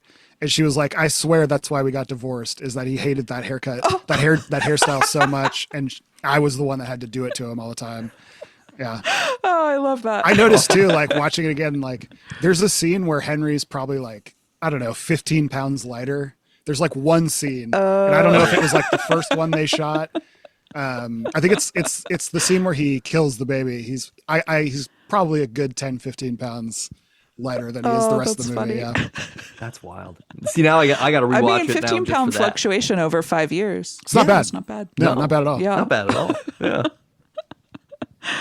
When I knew that actor was in Twin Peaks, and so I went and looked him up because I was like, which character? My jaw was on the floor. I was like, oh my God, Time is insane, I guess. Time and booze, man. He was a terrible alcoholic. Oh, he was a booze hound. Towards the end of it. Oh yeah, he had a terrible life. And yeah, I mean, there's a you can watch it on YouTube. There's some kind of featurette where they all go back to those stables where they made Eraserhead, and Jack Nance's with him, and he's got like a cane. He looks 70, and he's probably in his late 40s. Oof. It is pretty rough. Yikes. Yeah. Oh God. Okay. That's a bummer. Yeah, he had a tough life. Yeah, because I guess it's only like a 20-year difference between this and Twin Peaks. Yeah, not even. Not even 'cause, 10. like, 78. 10? No. Twin Peaks is 89. You're right. Yeah, 80, 12 years. Yeah. Oh my Yeah. God. That's Yeah. a crazy difference. Jeez. Yeah. He was living hard. Totally. Whoa. Okay. And I mean, this movie starts and it's like 1973 though, or 72. That's true. Given that's how true. long it took. So Well, still. just to say that another 5 years passed in addition to that 12, but all 17 but those years aren't the should not heavy be enough aging either. years, Yeah, you know? no, Yeah, no. that's Oh, man. jeez. Yeah. Oh, jeez. Yeah, no, it was probably the haircut for why they divorced. I think, yeah. That's what she said. It's yeah, probably that. yeah. It's time for the MouthGarf report. Hey! MouthGarf! So, Oh, I thought we were going to get the jingle live. Okay. oh my god. Oh, we're going to.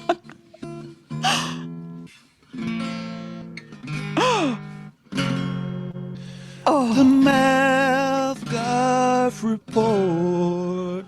Open wide. Oh, my heart. I hate Mondays. Oh yeah, that's right. That's right.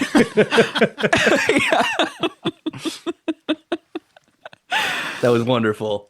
I don't know if Zoom's gonna let me pick up the applause, but I'm applauding. Okay. Oh. I got a really fun Instagram message from Savannah Sneeringer, who is one of our fans / guests on the podcast. Yeah. Already been invoked. She was last on to discuss the first trapeze artist. Right. Yeah. Really fun episode. Highly recommend, It was listeners. great. It was so good. Very informative. Savannah sent me a link to a social media post from the account Horrifying Videos that is the most terrifying garden in the world. And I'm going to do a She sent this to terrible me, too. job of this Finnish proper name, but I'm going to say it's Veijo Ronkanen Sculpture Garden, where sculptures have mouths full of real human teeth. Others have speakers And they inside are- that mutter incomprehensible sounds. Which sounds perfectly like this movie, for one. It's a very Eraserheady kind of energy. Like, oh, what if truly sculptures is. with human teeth were just like... But in Finnish. And all of the sculptures are they're in like very dynamic poses. They're like, get they're a not like sense. standing statuesque. They're like lunging. And You can get a sense, like It's these are, very- and they're very expressive, but very creepy. yes. So, listeners, I encourage you to check this out because, you know, if there was ever going to be a place where you wanted to get murdered and eaten alive, this would be the one. Ugh. So I will say, when she sent it to me, I was like, we could make an episode out of that. So Oh, sure.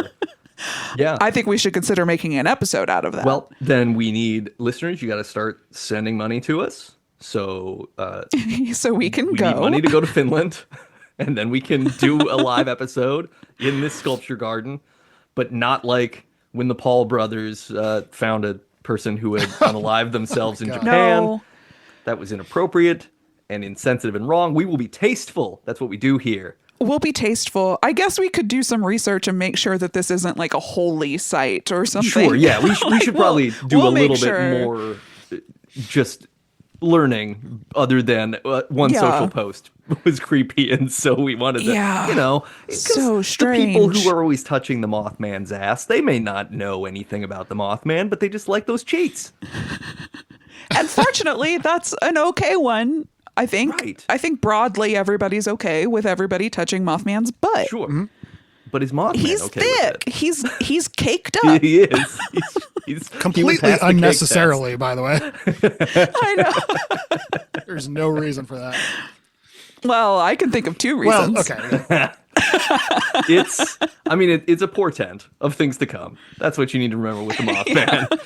That's where he keeps his prophecies. I still haven't watched. Companion? I still haven't watched the movies you've told Okay, me to great. watch. No, I'm sorry. That's okay. I've been so reluctant to watch movies due to a recent loss in my life. Chelsea, Never Show the Monster. Sure. Yeah. You So don't even have that watching impetus. Eraserhead, I was Yeah. like, Aw. yeah, or the focus. But last night was really nice watching Eraserhead, turning off all distractions. So I'm feeling a renewed enthusiasm. I created a Letterboxd account. So I have been, when I feel like doing it, just like, I'll just log a movie that I've seen. I'll give it a rating. It is fun. Yeah. It is also very difficult to do because 5 stars is extremely limiting as a rubric. It's sort of absurd. Because I don't want to write a long paragraph about anything either, necessarily. But the most recent thing I watched was Sexy Beast from 2000. Oh, yeah. Which was great. I hadn't seen it before. It is great. Ray Winstone's amazing. What's Sir this? Ben Kingsley is amazing. that? It's like a Love him. British crime kind of movie. It's a heist movie. Okay. It's Ooh, okay. really it's Jonathan Glazer's, I think maybe his first movie or second, something like that. Jonathan Glazer did Who's that? Under the Skin and The Zone of Interest. Is Under the Skin the one with ScarJo? It is. Where ScarJo picks up actual Scottish men who aren't actors and then devours them in a void. I haven't actually seen it. Oh, no. I haven't seen anything. I only know things from, I guess, the collective unconscious. Sure. I was going to say from podcasts, but Same diff. Same might be diff. more accurate. Yeah. But yeah, I would highly recommend Sexy Beast. Like Ben Kingsley's performance alone, it's just Love him. It's just wild what that man has been able to do in his career. Like he can do. Like I loved him in Iron Man 3 playing the actor who's kind of playing the Mandarin in that. Like he elevates that. He elevates a Marvel movie. He takes this movie that could be sort of a standard like Guy Ritchie-esque kind of British pop crime movie and turns it on its head, makes it this very interesting thing. Really good. Really, really worth your time.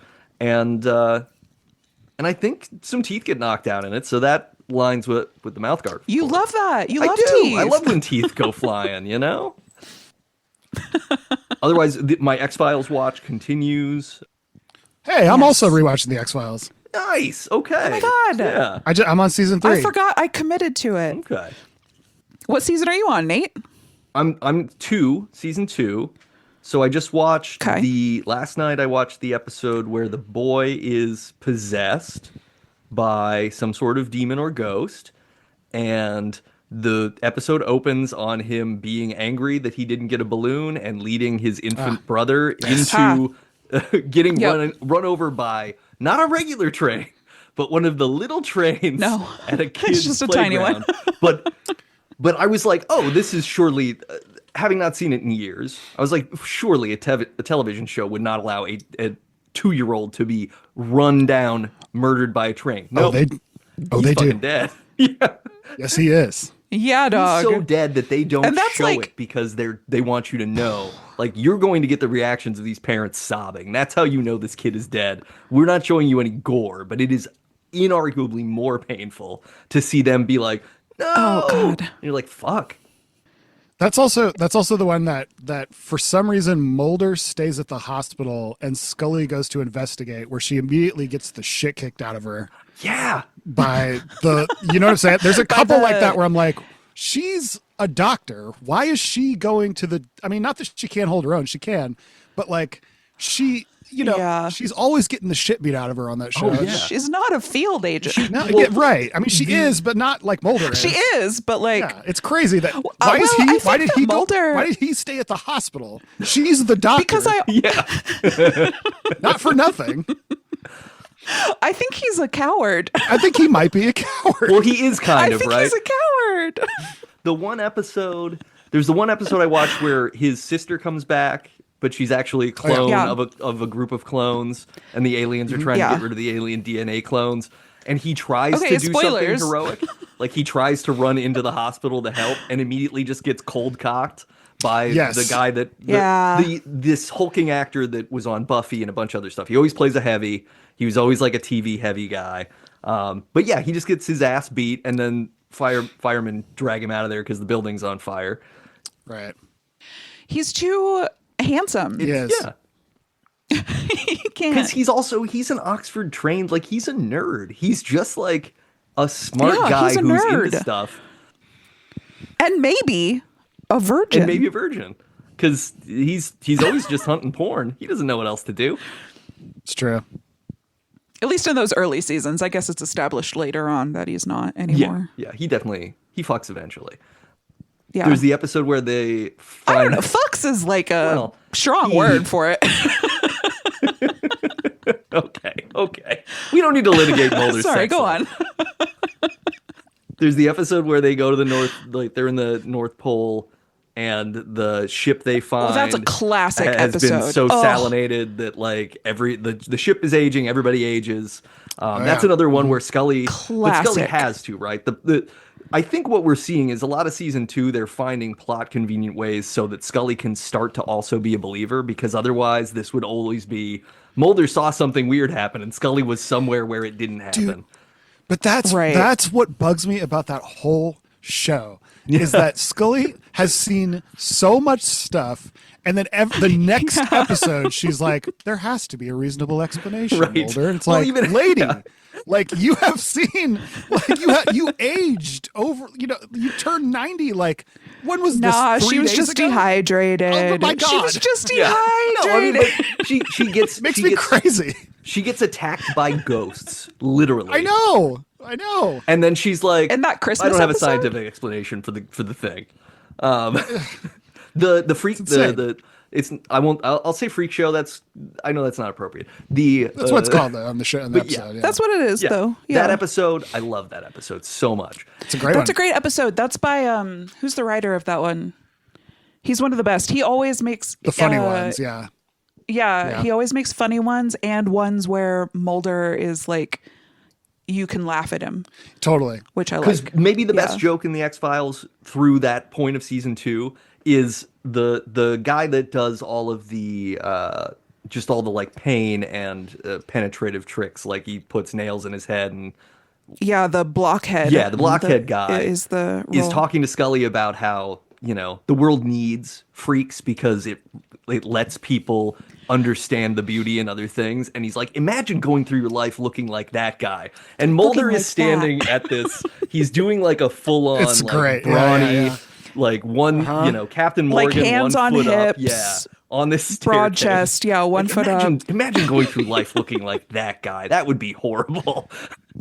And I So just love it. It's boring. so that great. one has the best joke too, where they're digging where that guy was like burying something, and Scully's like, he's like, you want to tell me why you're digging there? And Scully's like, well, sometimes, in the FBI, we have to follow every lead and we have to, and Mulder's like, we found out you were used to be the dog face boy.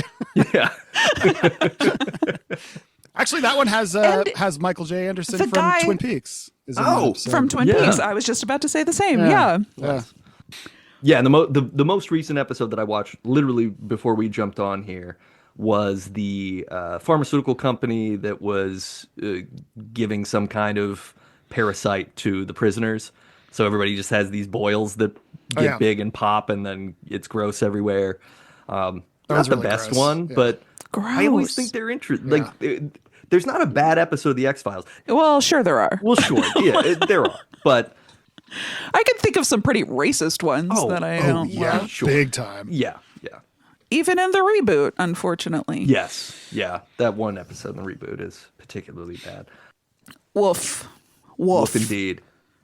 It makes me think about the nature of like streaming content and binging stuff, and how it really isn't like, it's bad for us in as much as it devalues what the thing is that we're consuming. Oh yeah. Because if you're just like, oh, I can watch 6 of these in a night and then it's over, you don't think about, well, each 30-minute episode took like 5 days to film, and all these people doing all these jobs to do this. Because I guess I was watching, as I'm watching The X-Files, I'm feeling nostalgic for that time in my life when like you would wait until every Friday night when The X-Files came on. And it would take an entire week before you'd find out. And if you were disappointed by an episode, you had to wait a whole week to get another one. Yeah. But you were accustomed to the idea. And if you missed it, what do you do? If you missed it. Yeah, if you missed it, you better hope that it gets rerun in the summer. But they can only rerun like 30% of the episodes in the summer. There's not enough time. So you don't know what you're going to be able to do. Dude, I was obsessed with Lost when it was on TV. I love that show. I still do. And waiting a week it sounds insane to people now, like, and especially that show had so many like cliffhangers, and it was designed to be that way, but man, God, it was horror. It was torturous. Yeah, but the best kind of torture. Like, I wish we could wait for things. Totally. Like, well, they're doing it more with like even new TV Severance shows, like doing Severance that. is doing it now. The Last of Us was like that too. True. Yeah. Anyway, did you guys listen to Kumail Nanjiani's podcast, The X-Files Files? I did. I loved it. I wanted him to continue making it, and then he just abruptly stopped. I know. But he did that with Indoor Kids, Well, too. I think it's because that super racist episode came out. No. I don't think that it was directly related, although maybe. No, I think his career started blowing up around the time, and it was like, oh, am I going to keep podcasting, or should I be successful? He became a movie star. Because I used to love, it's a good podcast. He and his wife, Emily Gordon, did Indoor Kids. And that was like a great video game podcast that they used to do. And I loved that. And then that just ended at whatever point too. Same kind of stuff. Well, sometimes you have to end your podcasts, she said, with 2 failed podcasts. But not a third. Not yet. But not a third. Unless you want to book us for real jobs, email us at debutbuddies@gmail.com. I do need a real job. Yeah. So debutbuddies@gmail.com. We could be, a professional San Francisco podcaster. Yeah. There you go. No one's done that. I'll be the first. I'll debut it. Debut Buddies. We determined perhaps one of our upcoming Debut Buddies episodes of X-Files to discuss. Because there is a first episode directed by Gillian Anderson. I'm excited. So yeah, I think that might be one that we do. I'm excited. That qualifies. Yeah, I think we should. And I need to start my rewatch. It's been a minute. Let's see. What have I been up to? Still trying to move. So, listeners, if you have a lead on a cutie apartment in San Francisco, debutbuddies@gmail.com. No, I don't have an end to that sentence. Here's a new one. I finally finished the first 2 seasons of Twin Peaks. I mentioned earlier, I'd been rewatching that. So I'm excited to finally watch The Return. I haven't seen that yet. There are a bunch of horror movies out right now that I haven't watched yet. I am so excited to see The Monkey by my boy Osgood Perkins, who did Longlegs and The Black Coat's Daughter, and prior to that, Dead and Breakfast, the greatest movie of all time. I'm sorry, the greatest film of all time. And sorry to David Lynch and Eraserhead. Dead and Breakfast got you beat. They've got musical numbers. I mean, there's musical numbers in Eraserhead. I guess that's true, but it's just the one. Yes. There's multiple in Dead and Breakfast, and that really tips it over the top. And if you want to watch it, you have to get at me to get access to my Plex server because it isn't anywhere. Or you can buy the DVD. I don't have any. Oh, actually, here's something that I considered earlier today. When I move, I'm going to have to get a new dentist. How do I evaluate dentists? Because so far I've gotten by on recommendations, and I don't know that I will have that luxury in San Francisco. So do you do Yelp reviews for dentists? I'm going to tell you right now, I've had a ton of dental work done. I'm missing a front tooth here. Yeah. I think the only way to do it is to go in for a cleaning and see. And just check the vibe. I think it is. Okay. I honestly think it is. Yeah, I think you're right. I think you can't tell. It's like when you want to check out a mechanic, you just take your car in for like an oil change. You just got to go. Just kind of see how it. You got to pick up the vibe. Like, what are the you know, if you get to the dentist office and they got like 10 receptionists with computers and everybody's like, "Hey, welcome to the Apple Store of dentists," you'll be like, "I don't think I should go here because they're probably going to cost too much and it's not going to be good." Yeah, like, "Hi, what's your cancellation policy?" Yeah, exactly. It's because it's such a singular, like, specific thing. You know what I mean? Like, it really is. It really is. My lady I'm that I had pretty retired, and it's been a nightmare. It's horrible. When I moved out of Arkansas and I had to find a new God, my dentist in Arkansas, I loved him. His name was Randy. I loved him. I miss him. I hope he's doing well. I wish that he would move to San Francisco with me. Randy, do you want to move to San Francisco I with do Kelly? love my current dentist. DaveBuddies@gmail.com. Yeah, Randy. He's a big listener. I was going to suggest, wild idea, take a bag of teeth to the dentist and be like, "Hey, okay. Yeah. Identify these, and then if these were in my mouth, clean them. Show me how you would touch them. What would you do with these? How are you going to take care of these teeth? You know, do it, or better yet, give them an egg. Be like, hey, this egg is my teeth. Yeah, you're going to take care of it for a week. I want to see it. Next Monday, and if it's in good shape, we might be in business. I also just want to see if they try to upsell me, because that's they always do a big problem with dentists. Absolutely. So, yeah, look forward to that, listeners, as I just audition dentists after I move. We should do a sort of Survivor/Love Island style dentist bracket for you. The Bachelor, yeah. And that should be the whole thing that this segment turns into. I just roll in with like my whole recording setup and I'm like, hey. I do have another MouthGarf thing that's very important, but I want Mikey to go first. If you have any MouthGarf news. Any MouthGarf news? No, not really. I'm just kind of rocking and rolling with the ones I got. You know what I mean? And I have the ones I have. Hell yeah. Let's not worry about it. Yeah. You know what I mean? Yeah. I'm keeping them. Yeah. So on Saturday, and it doesn't really matter when, we went to a PetSmart because my neighbor gave us very, very nicely, gave us a little $25 gift card as like a Christmassy gift for the dogs. So went there to use said gift card to purchase treats. And so we did. Bought some dental chew treats for the dogs. They're also having a cat adoption event at the PetSmart. So we go back and we look at this just, stacked group of cages with sweet little kitties in there. Like there were 2 kittens and then there were a lot of adult cats. But at the very end of the line was a massive chonky as fuck orange cat whose name on the sign was Garfield. Oh my God, of course it was. What else would it be? What else It would couldn't it be be? anything else. His Garfield's head was twice the size of my own head. Like just the biggest melon. A real Eraserhead looking motherfucker. He was adorable. It was a good reminder of how very difficult it is to be around really adorable animals, knowing that you really shouldn't take one home and wanting to, because we walked out of there like, oh, they want that well, Garf. they do the thing where they just like, they look at you with so much like, huh? How are you? Is it this time? And it's like, oh, kid. Like, Sorry. yeah. And that was the MouthGarf report. We did it. Would you like to play a game? He says in the style of the Saw film series.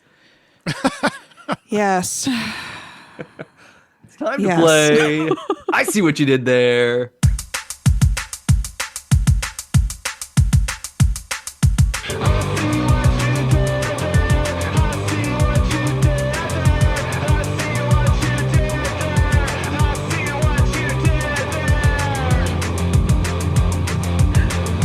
I think that the last time you were on, we might have still been playing adversarially. Oh yeah. It's It's co-op collaborative now. Okay. Yeah, you're just working together to solve. I think you're these, right. So I don't think you're worry. right. Yeah, these are all going to be David Lynch themed stuff. So Okay. you're going to love it. It's going to be great. It's going to be very easy. You're going to complete them without help. This segment's going to be over in like 2 minutes, maybe 3. Okay. All right. And remember, I told you to put a pin in Mel Brooks. something about Mel Brooks. So you'll probably notice that in the 5th question when I say Mel Brooks. Got it. Okay. All right. Number 1.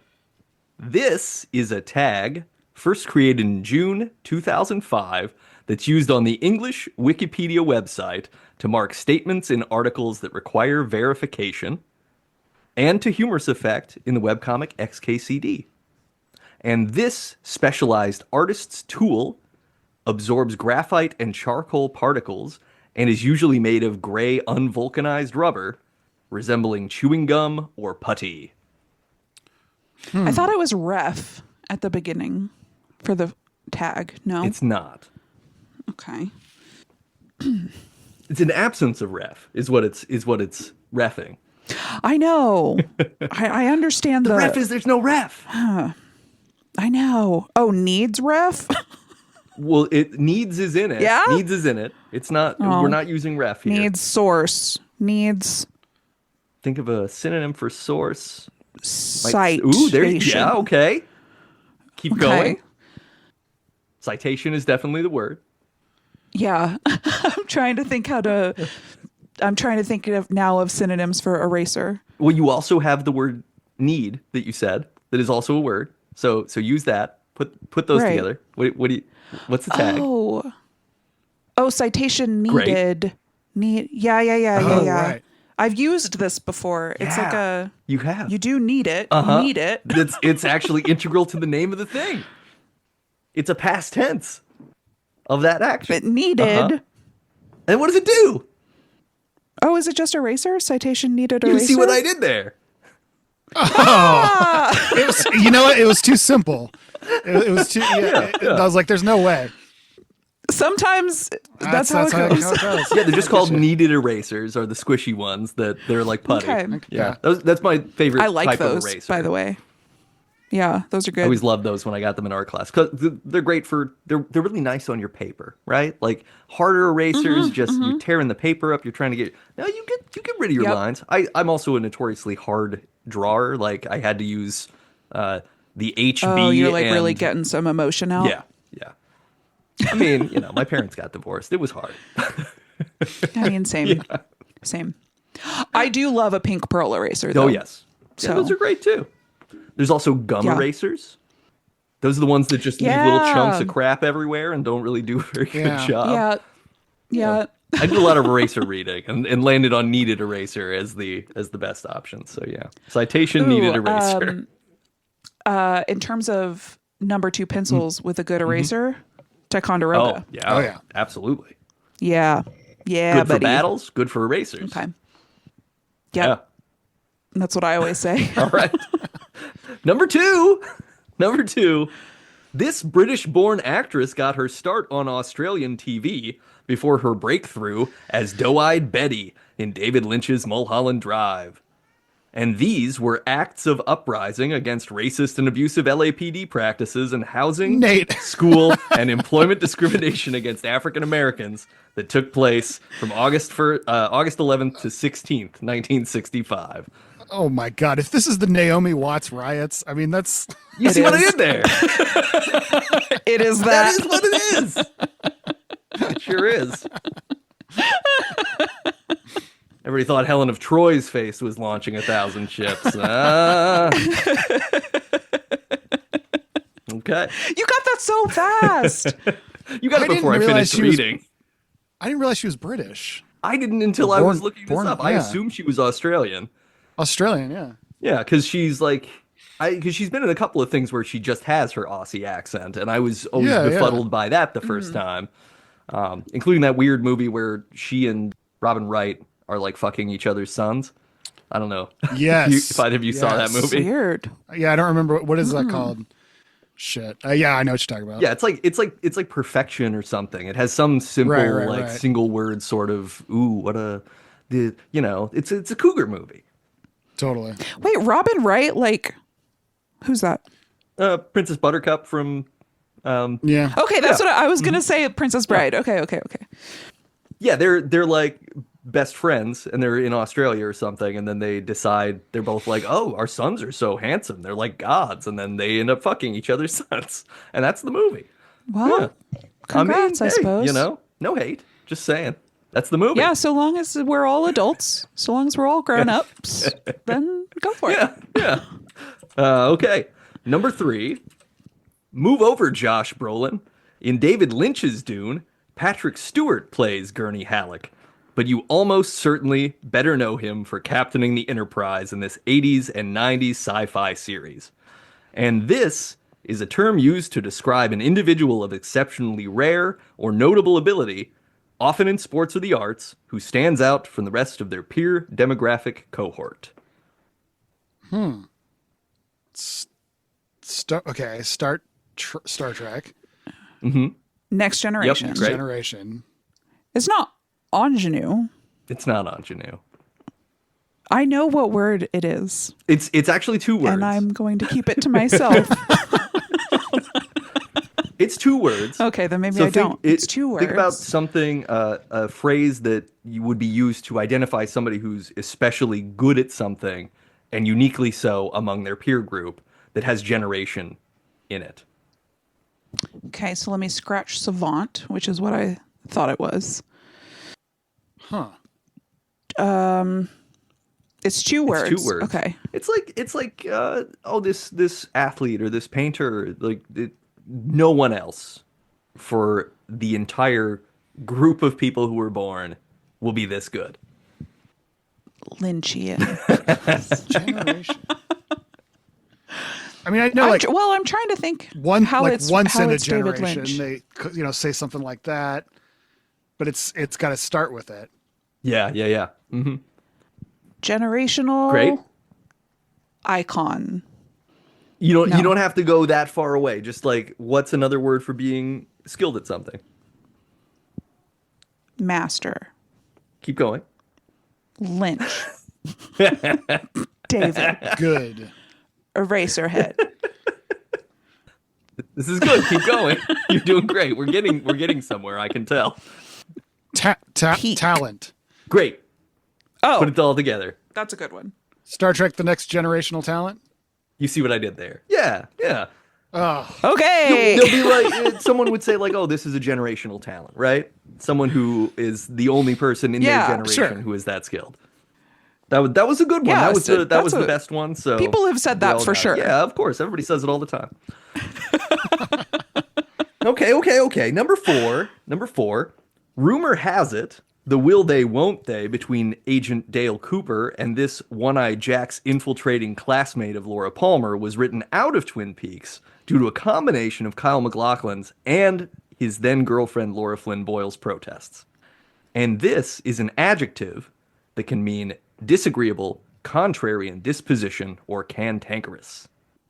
So we need the name of the character. Audrey so bad at- Hornery.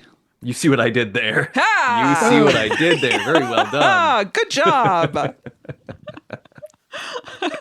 Perfect. All right, number 5. This Is that last true? one. Is that true about Laura Flynn Boyle? Yeah, She didn't yeah. like So that? what I had Interesting. read She didn't like was that. that it Is that was why a she's not combo- in? Why it's a different Actress? actress in the movie? Maybe Yeah, I think maybe so, because there was a whole Maura like, Kelly. They were saying that Kyle MacLachlan was kind of like, hey, I don't think Cooper would like hook up with a high schooler. That seems weird. Probably, But then, yeah. I didn't like that No, either. no. but yeah, then I'm with Laura Flynn Boyle. yeah, and then there was also the push that like she was saying, oh no, Laura Flynn Boyle came by and was like, you're not hooking up with him. I'm hooking up with him. Like we're not doing Interesting. that. Yeah, well, it's fun. Okay, last one, Curious. number 5. This David Lynch film, Mel Brooks. this David Lynch film about a human being named John Merrick received 8 Academy Award nominations and was executive produced by Mel Brooks. And this phrase refers to the food that God gave the Israelites during the Exodus and means a sudden opportunity that brings good fortune. The elephant manna from heaven. Elephant manna? Yes. the Yeah. Elephant manna from heaven. You see what I Yeah. did there? You did it! Hooray! Hooray! And now it's time to talk devs. How many devs? How many devs?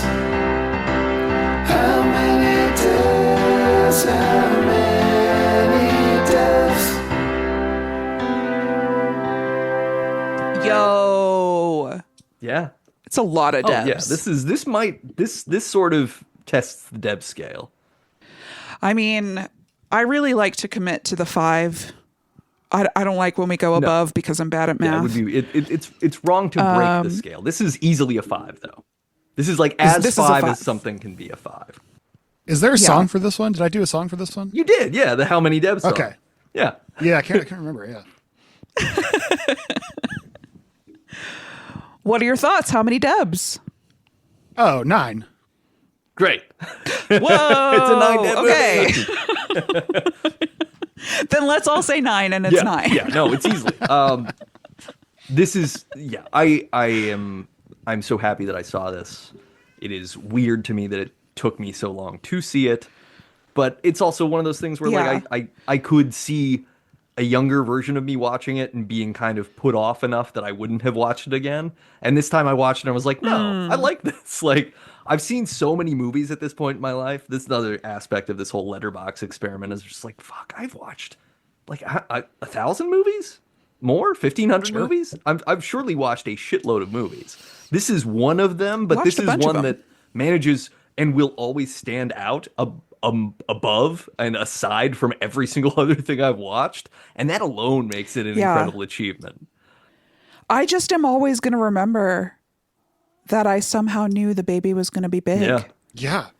Like this is always going to hold a singular place Totally. in my memory. Clairvoyance That is weird. How did I know? about baby bigness. How did I know that? Yeah, I don't know.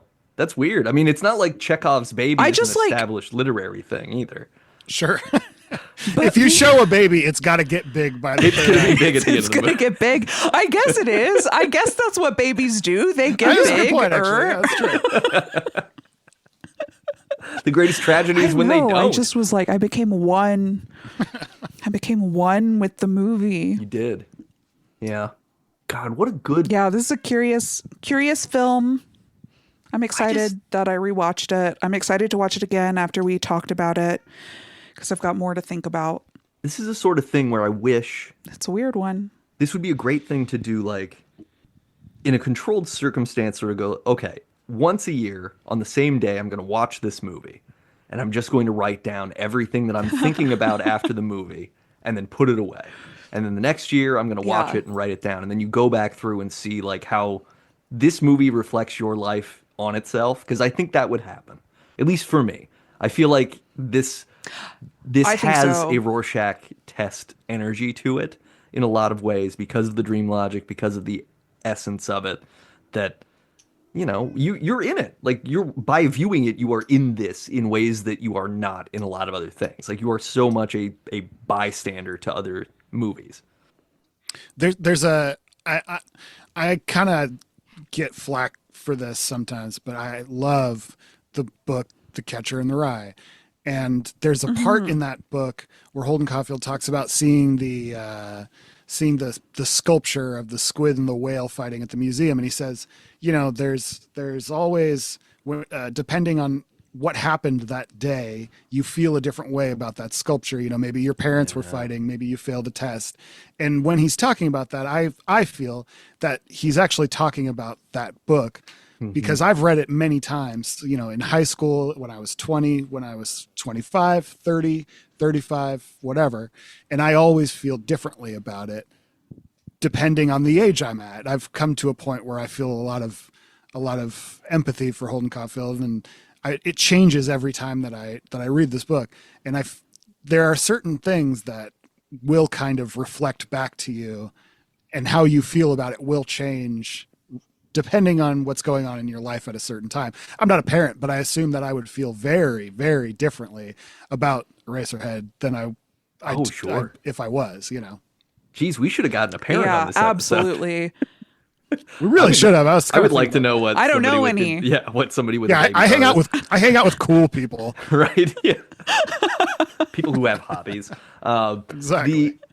Your point about Catcher in the Rye is really smart too, because I feel like that is kind of the typical sort of exemplary book for, you will like this if you read it as a teenager, because you'll feel like you're learning, you're recognizing the fakeness of stuff in things anew, the way that Holden is in the book. So it rings as this philosophical revelation. And then you get your 20s and it becomes the exact opposite, where you're like, this is fucking incel bullshit. And as you get older, you start to sort of recognize how complicated life is, and how impossible it is to boil things down to such simple tastes. And I actually have a real problem with adults who have read Catcher in the Rye recently and don't like it. I feel like it shows a kind of lack of empathy. And I'm like, this is a child who has been through trauma and has been abused and has trying to navigate a world that has left him behind. And I have And your like whole thesis is, he's annoying. oh, he's annoying. Yeah, I know. Like, grow up. Seriously. Yeah, I think any good piece of art will do that. It'll make you feel differently every single time you look at it or read it or watch it or whatever. If it rings true, it rings true, and it will no matter what's going on with you. hell yeah. I think that's a beautiful way Eraserhead. to end talking about this movie and talking about this episode. Another thing that you could read now and read later is Michael J. O'Connor's book, Dead Broke in the Yonder Void, which you can purchase just about anywhere books are sold. You can also just look it up on the Spaceboy website, readspaceboy.com. You'll find it there. It's like about halfway down the page now. That's a good little plug for you. Thank you for being on the show. Thanks for doing this again. And thank you for like making the music and everything. Yeah, this was so it's fun. Just, Thank you guys. I feel like you're a part of every episode. It's always a joy. No matter what. I know. Yeah. Yeah. I do too. I appreciate it. It's always fun. Hell yeah. Hell yeah. Always a joy.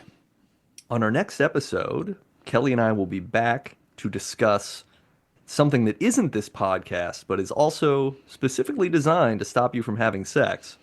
We're going to be talking about the first roller coaster. And we'll get into...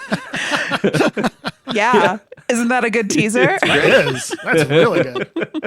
Color me interested. Don't get too horny or we'll put you on that roller coaster. Oh, You think you want to go up and down? We'll go up and down in a way that'll make your stomach turn over.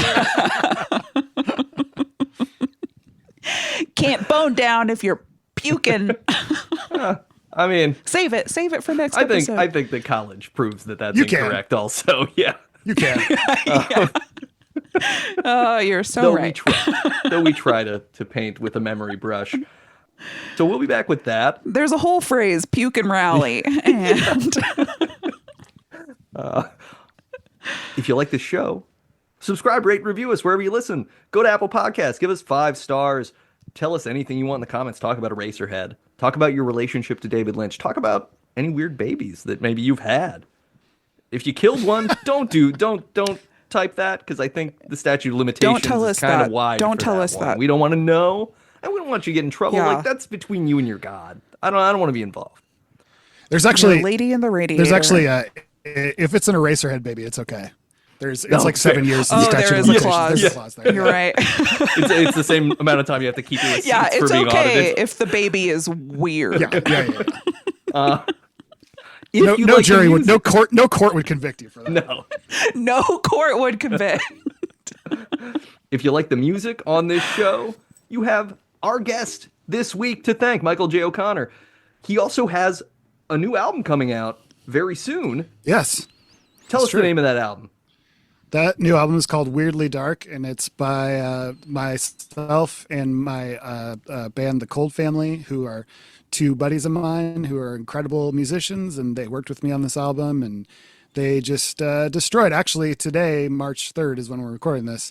There's a video I put out today of the first single called Landlord Biohazard Cleanup Blues, and yeah, it's up on my Instagram at the Michael J. O'Connor, which I don't use, but it's up there. Go right ahead. Right. And also michaeljoconnor.bandcamp.com.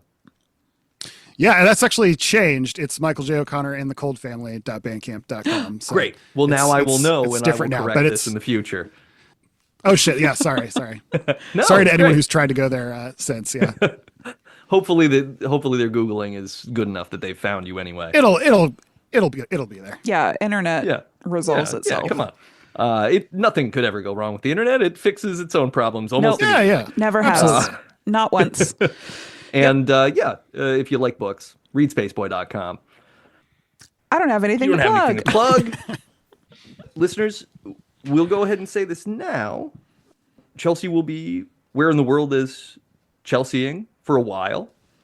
This was intended to be kind of her farewell episode, but circumstances have gotten in the way once again.